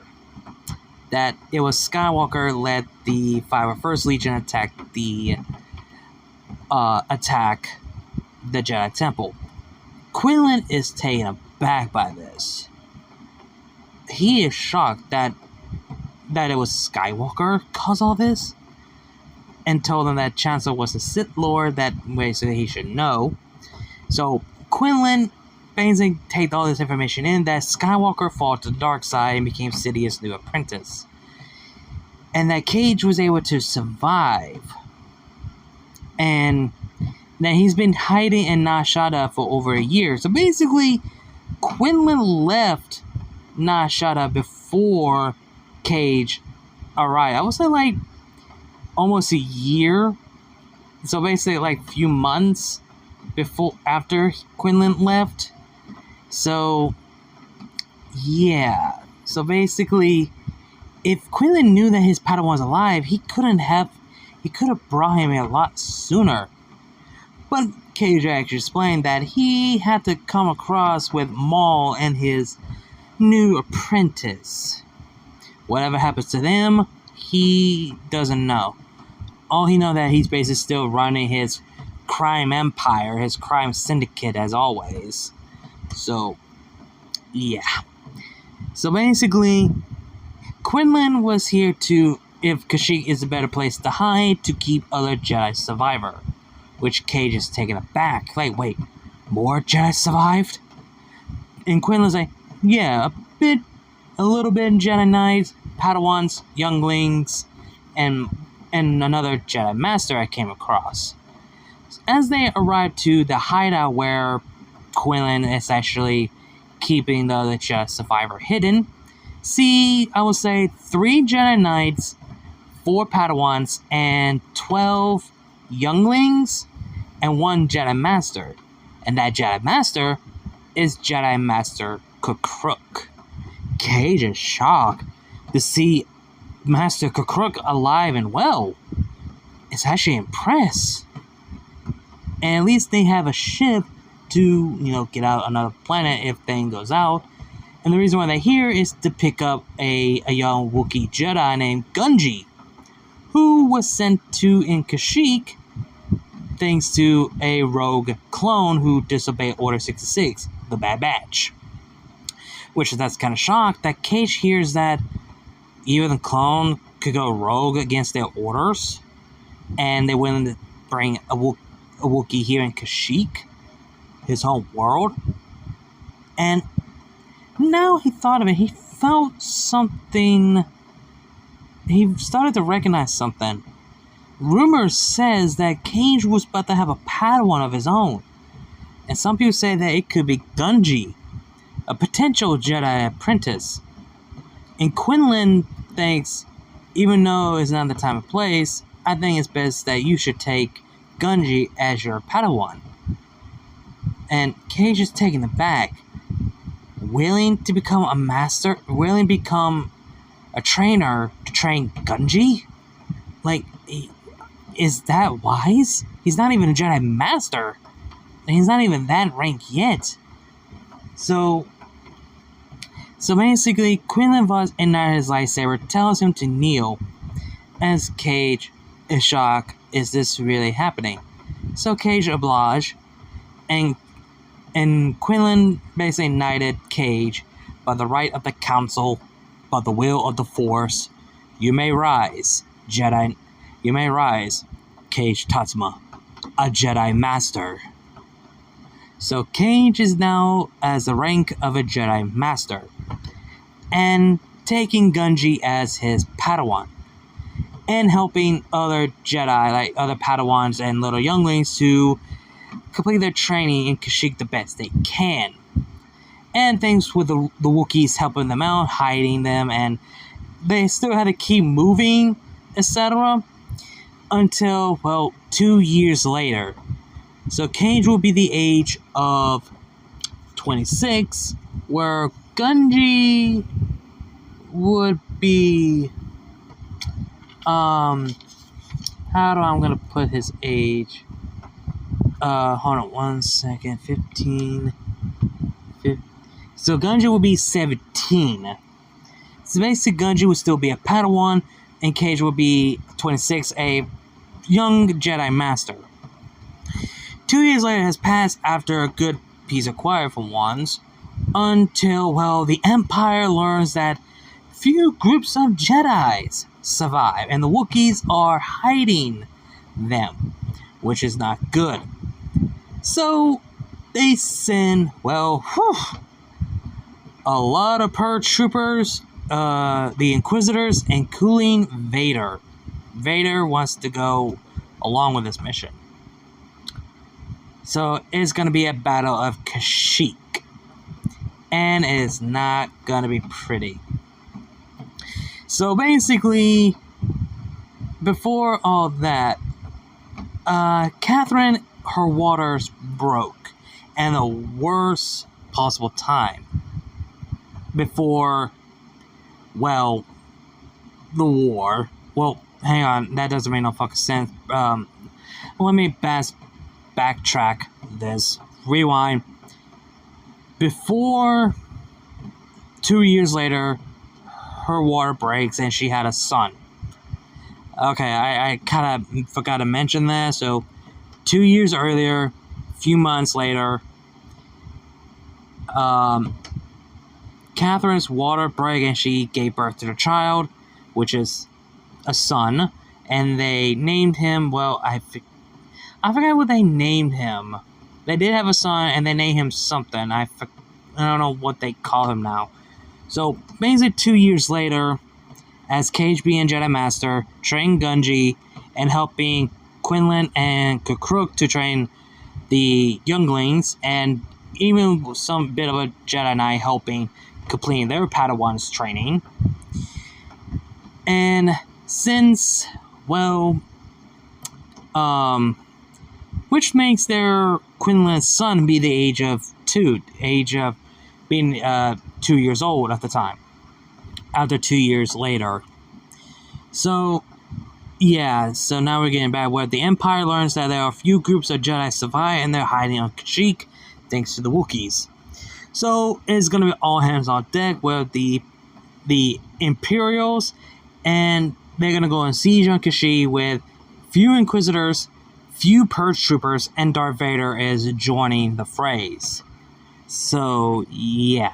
So basically, they're on a mission to kill the Jedis, whatever's left, take them alive so we could make them another Inquisitors. So, yeah. That's what's happening. After they see Imperial Star Destroyer, oh boy, that's not good. They had to evacuate now.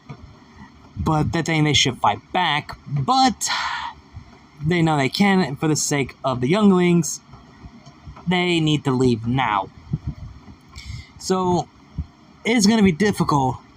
So, the Wookiees are going to be the distraction to the Empire. But Kage stopped. He felt something. He felt cold. Even Gungi, Quinlan, and Kukruk could feel it. Even though the Jedis could feel it. They feel it too. But they have to go now. And they think it's him they need to leave now. What chance do they have? But Kage doesn't budge. He doesn't move.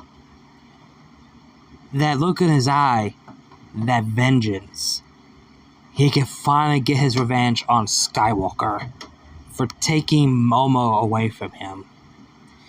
He can finally get his revenge.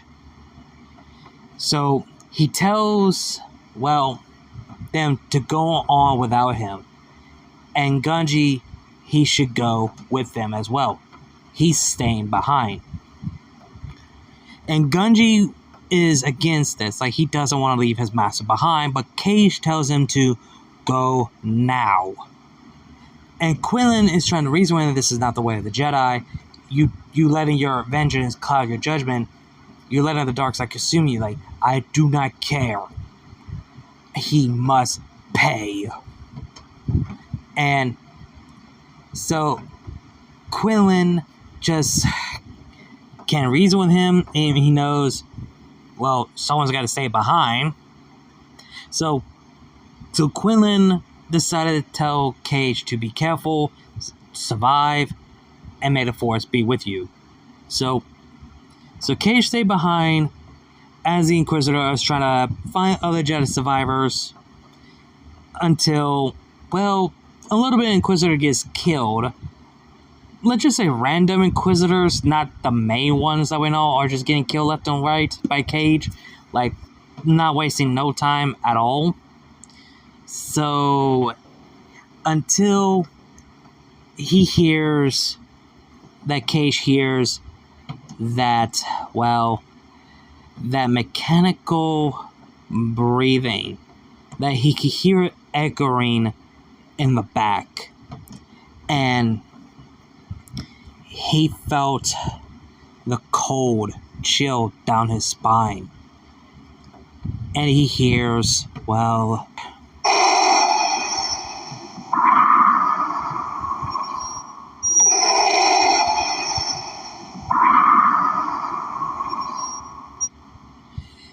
and as Kage looks at, well, the man that he looking before him, he sees Vader, felt the cold chill down his spine, a cold sweat dripping down his face to his cheeks. He could feel it. He could feel the fear. He could feel the anger, the hatred. He could feel it through Vader. And Vader ignited his saber and asked, "Where are the other Jedi?" There were more than one. Kage tells them they gone. They escape. And Vader's like, "Then one shall do. You would have been an excellent Inquisitor." And Kage ignited his lightsaber, both yellow and violet pink, or violet purple, whatever you're gonna call it. And Kage, it says that you don't frighten me, you don't scare me. Have you forgotten who I am? You should. You can hide behind your mask, but I know who you are. Skywalker. Everything went silence. Only the sound of the lightsaber and Vader mechanical breathing. And Vader felt enraged deep within. Doesn't show it, but you could tell that this one doesn't deserve to live or deserve to be an Inquisitor. This person has to die. And Kage goes on like, "You took her from me, and I'm gonna make you suffer for it." And Vader says they join her in death. So, as both of them walking toward each other, as they clash their sabers, both crimson, yellow, and violet clashing, the battle between Kage and Vader was intense. No one interfered, just two of them, one-on-one. The battle was clash. The echo of the saber echoing in the forest as the rain falls through them. The rain hits them, but it doesn't matter. The hits of the sound of the saber as the water hit the blade is intense. The battle crackle, and all the Kage feel was anger and hatred. He could feel it through his course, through his vein. He needed this. He wanted this. He wants Vader to suffer and pain. And taunts Vader's like, he knows that he figured it out, that why you're in that suit is because your master Kenobi that you're in this suit. It's pity that he didn't finish the job. So he's gonna finish what Kenobi could not. But this is the problem. Vader's conflicted that should he kill him or keep him alive to get information to find Kenobi. But I think he'd rather kill him because, well, there's no reason. He will find Kenobi in his own way. So the battle commenced. The battle was intense. But Kage realized that he's losing his stamina. But Vader keeps up. The only way that Kage could do is use his Force Lightning, which does shock Vader, pun intended, and realize that lightning is his weakness. So he's gonna try to kill Vader by shooting Force Lightning at him, full of anger and hatred. And then, after electrocuting Vader to death, Kage have one lightsaber up in the air and one in his neck. Kind of like how Galen Merrick, Story Killer, did to Darth Vader in Camino in The Force Unleashed 2. And Kage lashed out of anger. You took everything from me. You took away my home. You took away the love of my life. And I'm gonna make you pay. And Vader was like, yes, strike me down. Strike me down. Embrace the darkness. Join to the dark side. You know you want me dead. Do it. Strike me down in anger. And the moment he wanted to, he wants to kill him just for the hell of it. But before he got the chance to strike down, few Imperial soldiers and one Inquisitor shows up, which is the Grand Inquisitor himself. They arrive, distracting Kage, but he's all surrounded, and the Grand Inquisitor is behind Vader. Realize that Kage is surrounded.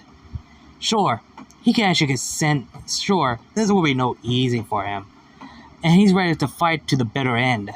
As Vader gets up and ready to strike down Kage, until, well, a ship shooting down. Let's just say a ship comes down and starts shooting at the ground, taking out a few stormtroopers here and there, which then distract them long enough, gives Kage the open hand to use force repulse to send few stormtroopers to be evaporated or flew away, and sending the Grand Inquisitor and Vader flew away.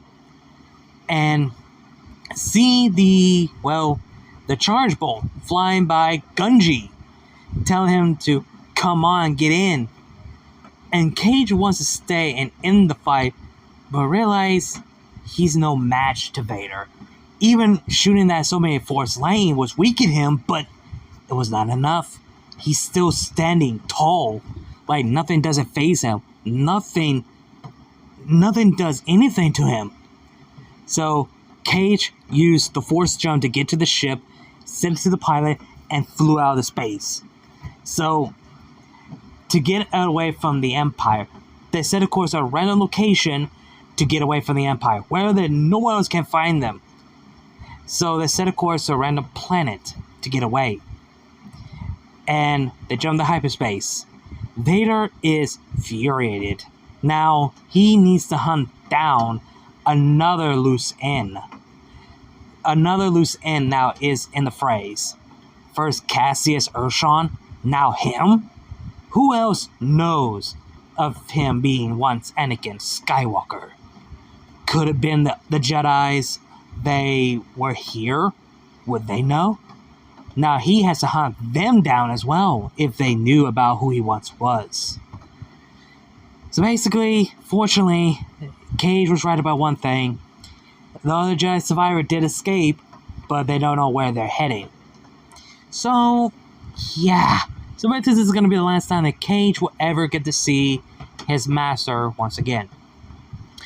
So basically, whatever they're heading, whatever they go, well, good luck trying to finding Kage Tatsuma, Vader. And, yeah, that's going to be more difficult. So basically, Kage was a bit upset that Gunji go against his wishes, but also glad that he did came back for him. Because he felt guilt. He felt hurt that he couldn't do it. Part of him that he couldn't do it. He couldn't bring himself to strike down Vader. That's what he wanted. And that's what Vader wants it. To give him the open hand so Vader could strike him down. And not only that, it is something that Momo doesn't want. Momo, if she was here right now and saw him like this, he wouldn't forgive himself, and she wouldn't forgive him. Momo wouldn't kill him, wouldn't kill Vader, and Kage wouldn't do it. It was out of mercy. Yes, Vader didn't deserve to live. He doesn't know who he is anymore. He doesn't know what he thought was Skywalker, Vader. He doesn't know who this person is. Just a black void, a dragon, a machine, a weapon that shouldn't deserve to live. So he felt guilty. Felt he doesn't know what to feel. So basically, him and his Padawan Gunji are now, well, whatever the space takes them, at least they're away from the Empire. But at what cost? The Wookiees are now, well, being enslaved by the Empire to finish up building the Star Destroyer, well, not the Star Destroyer, to finish up building the Death Star. So, yeah, that happened. So, yeah, it's not pleasant for the Wookiees, but at least they did some right and did some good and fought the good fight with the Jedi one last time for them to escape, to live the fight another day. But it's not the last time the Wookiees will fight alongside the Jedi. So, yeah. So we started the story where we last left off, where both Kage and Gunji actually barely escaped from Vader and got away from the Empire and escaped from Kashyyyk. After they got out of hyperspace and trying to find a way to hit it until they ran out of energy to keep going, flying, and out of hyperspace. After that, both of them were passed out, knocked out of exhaustion, and just tired as hell, until few ship came by and actually found them took them to a safe place where they could actually rest and recover. Kage and Gunji actually woke up, found and realized they're in a planet, which he could tell, he could put a piece together that he's on Ryloth with his Padawan. A Twi'lek male tells him to get up and get dressed, get your gear, and the general wants to see you. And Kage is confused, but then he hears of General. As him and Gunji got ready with a new outfit that you saw in the thumbnail, and soon later he came across some familiar faces. A familiar face that he heard about when Mace Windu was in the Battle of Ryloth to help to free the Twi'leks from slavery by the Separatists, now far worse under the clutch of the Empire. And there are some resistance who are fighting off against the Empire, and Ryloth lead under General Syndulla. General Syndulla approached the Jedi and greets him that he is alright and well, and Kage is actually honored to meet General Syndulla in person. So basically, they're trying to talk and catching up, and Kage actually explained there are more Jedi who survived the Purge, but decided to go into hiding. General Syndulla see this as a coward's way out, then they should, come back and fight back against the Empire, which Kage could understand, but at the same time felt kind of assaulted by this, but, well, he fought Vader and that didn't go well. He knew he could have won, which that's something that Kage needs to think about and process all of that. And General Syndulla is asking him and his Padawan to aid him and his people to fight off against the Empire, which Kage had to return the debt in favor for them, finding them and saving them, and gave them a new outfit and also a place to lay low for a bit, so to fight off against the Empire in the shadows. So the Butley agreed and decided to help out General Syndulla to tie against the Empire to free the people of Ryloth against the Empire. So basically, keep this in mind, Rebel takes place 14 years after the Revenge of the Sith, and 5 years before A New Hope. So basically, for the past couple of years, Kage will be the age of 36 and 6 years before the Battle of Yavin. A year before Rebels, and everything goes out as well, etc. And his Padawan Gunji will be the age of 26 in the year of 6 BBY. And Kage and Numa got really close, very close, where they both, it's like a slow pace, a slowly burn. Oh, how do you fucking call it? I forgot what the fucking phrase is, so you guys don't know what the fuck I'm talking about. And yes, I know Nemu was born like 26 BBY, but I decided to change her birth year and her age to she was born 37 BBY instead of 28 BBY. So basically, Numa would be the age of, hold on, if I remember correctly, since it would be the 6 years BBY, so, and she's 5 years younger than Kage, which means, so Nemu would be the age of 33. So, yeah, they slowly, burning slow to get to know each other and open up of what they've been through, the grief they went through, and for the past several years before we got into Rebels, Kage realized that he needs to start, understanding that, yeah, he did let his anger consume him when he fought Vader, and he's like, yeah, I need to stop using my dark side abilities and only use what I can see fit. So he decided not to use any more dark side ability, only something that he is comfortable with, like Force Stun, Lightning Judgment, and Force Choke, and that's basically it for now on. So he's kind of taking it back on doing Force dark side abilities. And so basically, Kage and Numa are officially a thing, and Gobi, the uncle of Numa, approved that she needs a happiness in her life, and basically tell Kage, don't break her heart or I'll kick your ass. And a year later has passed where Kage is 37. Gunji is the age of,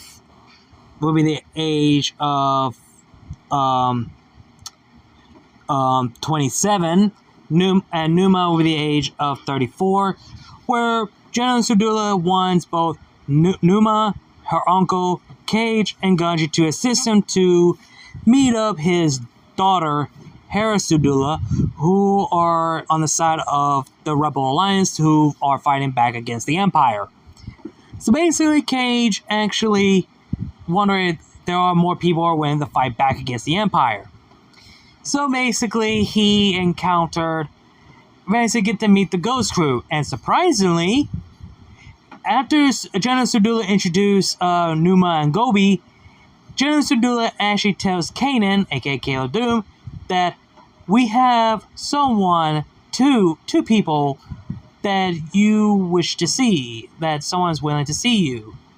And, well, how do I put this? There are two people you may recognize. Kanan has raised his eyebrow and is like, what do you mean? So General Sudula moves aside where two Jedi walk in. And Kage, Gunji sees Kanan Jarrus, Caleb Doom. Kanan, his eyes widen, see another Jedi survivor. He thought him and Ezra were the only ones. And Caleb Doom was like, Master Tatsuma, you're alive. How? Like, Caleb Doom, you also survived. And I get this young man is your Padawan. Yeah, yes he is. And Gunji, is that you? And Gunji just like approached that he's happy to see him, fully grown as well. And Ezra was like, wait, there are Jedi? Are there still more? Kage actually confirms that yes, there are some Jedi who are alive, and he actually met them. Quinlan Voss, Jedi Master Quinlan Voss is alive, Master Kukruk, and other Jedi Knights, Padawan and younglings who survived and decided to go into hiding. And also, in theory, we don't know. So, well, Kage pretty much would know that Obi-Wan Kenobi is also alive as well, because he's the reason why how Vader, who he wants now as Machine Than Men. So we don't know where he is or where he's hiding. That Kanan is processed all of this, that there are Jedi who survived the Purge. A lot of Jedi who survived the Purge. So basically, it plays out as canon, but let me think. Kage and Gunji, it was like saw what General Sudula was about to do, and Kage reasoned with Numa, don't do this. But we're doing it for the people, not causing more chaos to prove a point. So, basically in the scenario, Numa doesn't follow the plan how Sundula does. So basically, it doesn't happen early or anything. It's just, yeah. So basically, General Sundula is like on his own, but it still happens the end where General Sundula wants to show the world, his home world, that they could fight back against the Empire, which that does happen. But in this scenario, Numa doesn't go with General Sudula and her uncle. Same goes for Kage and Gunji. They decided to, stay to join the Rebel Alliance. And they think to be part of the Ghost Crew is something they don't want to stick around. All they care about that at least there are Jedi who are still willing to fight back. But there's one thing that Kage wants to do first. He looks at Caleb Doom, asks him to kneel, which Kanan is a bit confused, but after Kage ignited his yellow lightsaber, he knows what this is about. Even Ezra is about to ready to defend, but instead Kage actually knighted Kanan by saying, by the right of the council, by the will of the Force, you may rise, Kanan Jarrus, Jedi Knight. And this shocks Kanan. So in this early timeline, Kanan is now a Jedi Knight, just like his Padawan, Gunji, who actually knighted him last year. So now Gunji is a Jedi Knight, no longer as a Padawan. So now he's a fully fledged Jedi Knight. And also told, and a little bit something that he learns from Kanan, that Ahsoka is also part of the rebellion, Ahsoka Tano. As much he wants to see her, but she does have the right to know about what happened to Anakin, because Kage knows about what's happened to Anakin, but it's best for her to find out for herself. So basically, Hera gives Kage the location where they could meet up the Rebel Alliance, the secret head base, which is the Yavin 4. As they do, they arrive at the planet, and they actually meet a familiar senator, Bail Organa, Mama, Gar Iblis, Admiral Akbar. So, Bill, the senator Bail Organa, is actually shocked to see another two Jedis. And he actually tells them there are some more Jedi survivors, but where they are is unknown. So basically, at least they have more Jedi to help out the fight off against the Empire. And gather more Jedi, they might be, the Empire will be noticed, that the Rebels are going to be a threat if they have so many Jedis. So, basically, and there's someone else that Kage would not expect he would see as well. He'd come across a young man, full and grown, until he hears a familiar voice. Name, basically there's a young man in all orange outfit, like a rebel outfit, so to speak. I can't butcher the name. I can't remember the name of the outfit. Bella gonna introduce a young man, a lieutenant of the rebel, Gaidam, another Jedi survivor who survived since he was just a youngling. The name Gaidam rang a bell. He remembered that this one lost his master during the Battle of Geonosis, the beginning of the Clone Wars. Then I guess he just lost his another master during the Purge. So basically, Gaidam is kind of shocked to see another two more Jedi who survived the Purge. So basically, the first mission is to find more intel, if anything. Basically trying to gather any information of the Empire, but sadly someone has been taking out their men in the shadow. Is not an Imperial officer or not an Imperial remnant, not any Empire related. It's like someone has been dealing with taking out the Rebel Alliance. So basically they decided to deal with the situation, and they head down to the planet of, well, Corellia. As they do, they came across, basically trying to hide in plain sight, but Gunji decided to stay around because I think he should be his own person. So his mission is to find any Jedi survivor as he can. So basically this is where they go their separate ways and not be seen again. So basically Gunji is going to be gone quite a bit. So basically, yeah, it's going to be Gaidam and Kage to go to Bespin to find this person who's causing trouble. As they do, they found the person who's responsible, a mercenary, a former Mandalorian. The helmet was all crooked and messed up, and he has a Viber blade as his melee weapon. So this person named himself the Mandalorian Killer, or the mercenary, called himself Stain. And Kage is going to deal with him in 1v1, basically getting some question on why has he killed some of the rebel intel, like, you know, the rebel spies, keep an eye on the Empire, etc. So basically, Stain explained that, you know, if anyone tries to get in the way of the Empire, they will die. So basically, okay, he served the Empire. No, he doesn't serve the Empire, he just supports them. So basically doing the Empire's favor to take out anyone who's spoken up against the Empire. So basically the fight clashed between Kage and Stain in a more gruesome battle. But it became very intense battle until Kage actually ends Stain's life by slitting his throat with his own Viber blade. I can't even butcher the fucking name. You guys know what the fuck I'm talking about. So after that, they had to get rid of the body because they don't want to make a scene or anything like that. So they decided to hide into a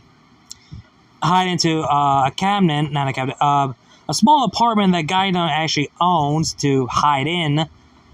And he said that we're going to lay low here for a bit because, well, there's someone that is coming to visit us, so we can get more intel about this minister or this person that is, well, in charge of the whole situation.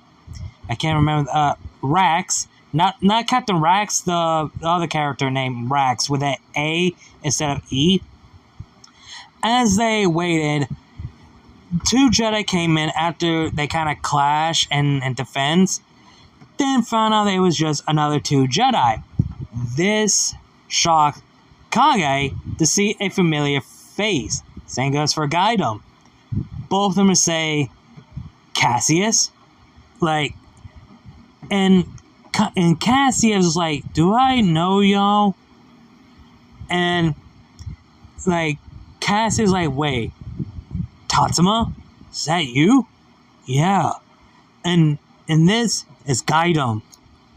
And Cassius is like, Gaidam? Wait, no way. That realization. And since they're all here, and basically like in the book of Cassius, so to speak, and they basically chat that, you know, catching up what's been going on. And then Gaidam actually explained both Kage and Cassius about what happened to the Jedi Temple, explaining that all the people are basically having all the dead corpse of the Jedi hanging as a warning. One of them was Master Takai, and another one, Momo, which that hits them both. And Kage sees that Cassius took on a Padawan named Liara. So Cassius does not want to join against the Empire. He thinks there is no win against the Empire. He tried and failed. And so Kage and Kage thought, not Kage, Cassius thought he's the only Jedi survived, but Kage actually tells him, no, there are more. More? Yeah. And so basically Kage pulls out a holocron that Gaidam had, basically confirm his suspicion that Obi-Wan Kenobi is alive, hearing the recording message of Obi-Wan Kenobi. So basically, yeah, there are some Jedi survive, and Kage actually tells more that he actually came across a Wookiee Jedi who became his Padawan, Gungi, came and actually found more Jedi that was hiding in Kashyyyk, but until they had to flee because the Empire found them. So basically, tells them that Master Quinlan Vos, Master Kakuk, a little bit of Jedi Knight, a little bit of Padawans, and few of Jedi younglings who survived the Purge. And if Obi-Wan Kenobi is alive, then Master Yoda could be alive as well. And also came across Caleb Doom, Jedi Master Jedi Master Debalaba Padawan, that Kage actually knighted him as a Jedi Knight. Then Kage actually knew that he became a Jedi Knight by his own master. So basically, Cassius is taking this all in. There are some Jedis are alive and hidden. But Cassius does not want to join the Rebel Alliance, but he's willing to help them just this once. But other than that, that's it. And so basically, Kage could tell that he fought Skywalker. So that's what Kage asked. You fought him. You fought Skywalker again, did you? Cassius taken aback. How did you? Because I fought him once and in the Jedi Temple before you did. Then I fought him again in Kashyyyk. Even me, as a Jedi Sentinel, was not strong enough against Vader alone. And Cassius like that, you know why the Empire cannot be beaten. That is why my Padawan is about to find more Jedis who are willing to fight back. And also trying to find more soldiers who are willing to fight. Hopefully he doesn't get himself in a messy situation. So basically, after they go their separate ways, etc., Thane goes out as well. And for the past couple of years, the fight off against the Empire, the Rebel are getting more and more, getting more attention recently. Until the day has come to when they hear a rumor about the Empire creating a super weapon that had the ability to destroy a planet and insignificant next to the power of the Force. Which we actually do time skip for, I would say... So basically for the past hold on, I'm trying to remember. Give me 1 second. Okay, and I remember now. So basically, for the next 5 years later, year one before the Battle of Yavin, Kage is at the age of 47. Gungi, not 47, 41, where Numa,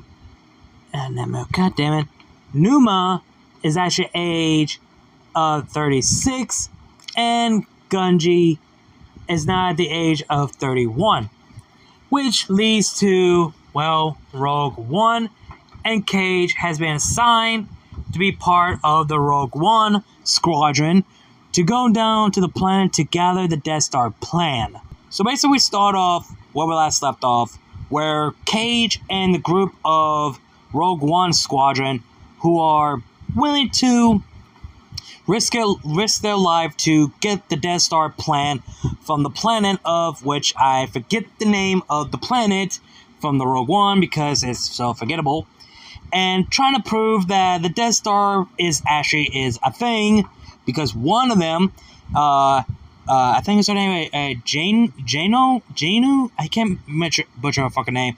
It has 3 letters, like JYN, I can't butcher her name. Like, she see what the Death Star is capable of. The Death Star is a planet killer. And Kage actually believe it because knowing the Empire, they would do something like this. And, of course, another new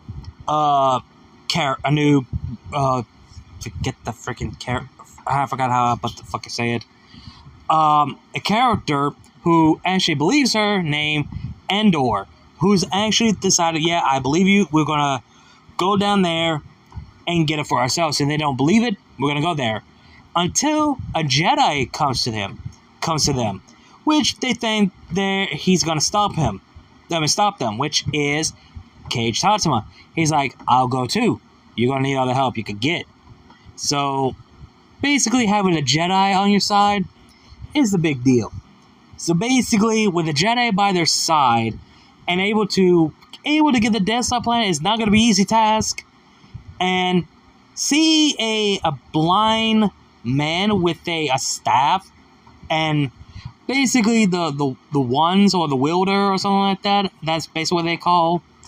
And he's actually interested to meet this person. Like, if we make it out of this, you might be interested. So basically, everything goes out like it's canon, trying to, okay, we need to make sure that we don't get caught or anything, which it kind of happened. So basically, Endor, what's her name, and the droid basically go inside, dressing him as an Imperial officer to get the Death Star plan, while everyone are distracting the Empire from the outside. So everything goes well and dandy until they see a Jedi come in, which is a problem, which that leads the Empire comes out early, and that literally brought Vader's attention, which instead of blowing up the Death Star, instead of the Death Star blowing up the planet, Vader goes down there and deals with the Jedi, until everything goes well, where Endor and what's her name came back with the Death Star planet. Then they need an escape plan. They need to leave now. And they're about to leave until, well, Kage stops that he felt the familiar presence. Someone that he never thought to see again. So he tells them all to go without him, that someone's here for him, and he'll find a way to get out of here. Which they're questioning until they see him. Like, oh crap. Someone needs to distract him. Someone needs to deal with him. So Kage is going to stay behind. They're just going to leave. But there are some few crew who did die. The droid, the wheeler guy and his partner, they all died. The only three survived was the pilot and the two main characters from Rogue One, Endor and what's her name. So they were able to escape with the Death Star plan, and Kage stays behind to face off against Vader. And Kage was like, ignited his sabers, and he said, it's been a while. It's been a long time since we ever encountered since Kashyyyk, Vader. And Vader is like, So you decided to come out of hiding, tired of running. Are you ready to face your demise? And Kage is like, funny, I was going to say the same thing about you, Skywalker. Which pissed off Vader. Kage is just like rubbing it in. So basically, Kage and Vader clashed their saber, and it became an intense battle. Both of them are even a closer fight. But Kage decided not to use his dark side ability unless he needs to. And Vader gets the edge yet again, but Kage still keeps pressing forward until the rebels do escape with the Death Star plan. And when Vader sees above, he thinks the Death Star plan is in that ship that,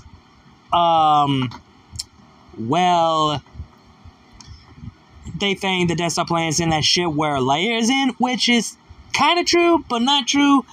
They made, in this scenario, they kind of made a copy. So there's two versions of it. So, yeah. So now they got a two version of it. Even though they don't need the copy version, but it's best to have it extra just in case if one of them do get caught.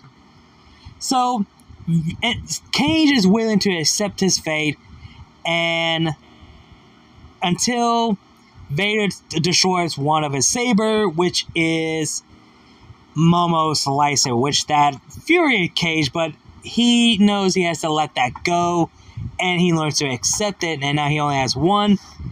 And Vader's like, it is futile to resist. Surrender now, or die. Until a ship comes down, shooting down to the ground, made both Vader and Kage jump away.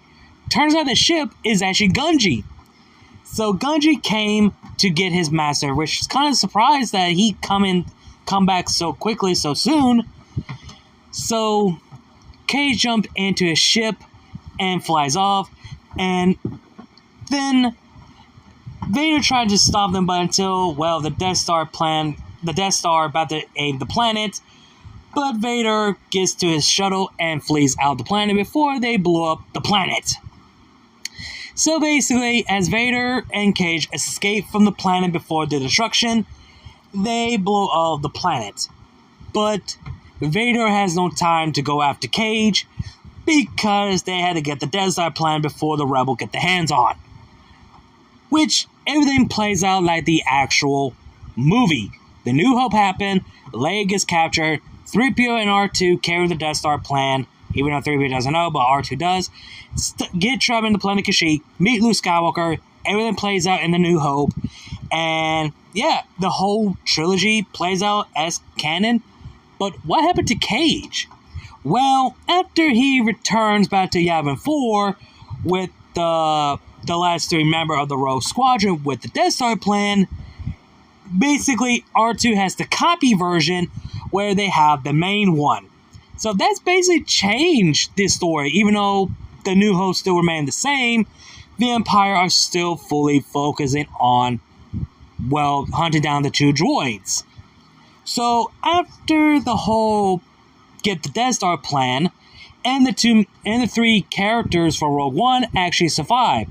So Endor and what's her name actually survived, but we don't get to see them ever again. Because why not? Since in the scenario, since they survive and we're never going to see them at all. And Numa is was infuriated at Kage for, one, you left her without any other words. Secondly, you didn't even bother to get her to be part of this mission.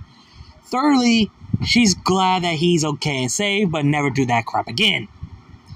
And after that, Kage believed that it's time for him and Gungi to leave Yavin 4 to get the other Jedi to be part of the Rebel Alliance, and wanted to have Numa to be part of it, go with him. Which Numa actually agrees, so both Numa, Kage, and Gungi actually left Yavin to find Quinlan Vos and the other Jedi survivors where they're hiding, thanks to Gungi knowing where they're at, and they decided to meet them. So basically, it's gonna be quite a while and long ride for finding them. So basically, yeah, everything plays out as usual. The New Hope plays as canon, the Empire Strikes Back goes as well, and the Return of the Jedi plays out as well. And the Rebel Alliance have won the war, the Empire is no more, Anakin Skywalker fully brought back to light thanks to Luke Skywalker, and the New Republic has been formed slowly, and basically everything going like the expanding universe. So basically, Kage, Gungi, Numa, and the other Jedi survivor who return to, help Luke Skywalker to rebuild the new Jedi Order. And since Numa actually told Kage that she is pregnant with her child, and as they return is a baby girl who is now 8 months old, and basically they named her Momo. Kage named their daughter after Kage's former lover, Momo Tatsuma. So basically, for the past years, Kage returned with his wife, his child, and his Padawan, Gungi, and learned that the Empire is no more. The Vader is gone, Anakin brought back to the light, Palpatine is no more, and Luke Skywalker rebuilds the new Jedi Order. And at the age of 41, that Kage is at the age right now. So basically, Kage decided to come and join the new Jedi Order in Yavin 4. Learns that Cassius Urshan is gone, but his Padawan, Liara, is in Dantooine, but training with her Padawan. As much as she wants to join the new Jedi Order, she decided to stay. Gaidam was also declined to be part of the new Jedi Order because he has his own life, and Kage is willing to join the new Jedi Order. So basically, with him, Gungi, and other few Jedi survivors that Kage brought along with him to rebuild the new Jedi Order and start it over from fresh and be better than the actual Jedi Order. With Kage being the teacher for basically as taking his role as a Jedi Sentinel and be a trainer for lightsaber combat instructor. Basically a battle master in his own way. But that title led to another Jedi, so to speak. And Gungi being now as a Jedi Master since he's now fully grown. And Kage decided to train his daughter under the ways of the Force. And once she gets older, he gives the Momo's lightsaber to his daughter. Basically telling his daughter that this lightsaber was belonged to the person that once fell in love. And she's named after you. And this is her lightsaber. And I want this to be yours. Take good care of it. So, basically, his daughter, Momo Tatsuma, was named after a Jedi once her father once loved before he met her mother. And the lightsaber once belonged to her. Belonged to Momo Yaoyorozu. So, basically, the Jedi Order at peace in Yavin 4, and everything was going well, and Kage started taking a new Padawan under his wings, a few Padawans here and there, and rebuilding the new Jedi Sentinel, basically bring back the interesting Jedi Temple Guard, but without the mask and everything, and they could have a different types of lightsaber than just a double-bladed, and be their own Jedi Sentinel, but stick true to be a Sentinel in their own right. And then sooner or later that Kage learns about, well, the Mara Jade, the Emperor's arm, that she turned to the light and became the part of the Jedi Order. It became Luke Skywalker's wife. Leia and Han have 3 children, twins, Jaina and Jason Solo, and later on, naming after Anakin Skywalker, Anakin Solo. And Kage was asking for Leia and Han if he allowed to train Anakin Solo under his wing, because he sees a great potential in him. And both Han and Leia actually approve and let Kage train Anakin Solo. And he see the improvement of Anakin Solo of his training and underneath Kage Tatsuma. And Luke Skywalker actually agrees and approves of the decision that Kage should train Anakin Solo.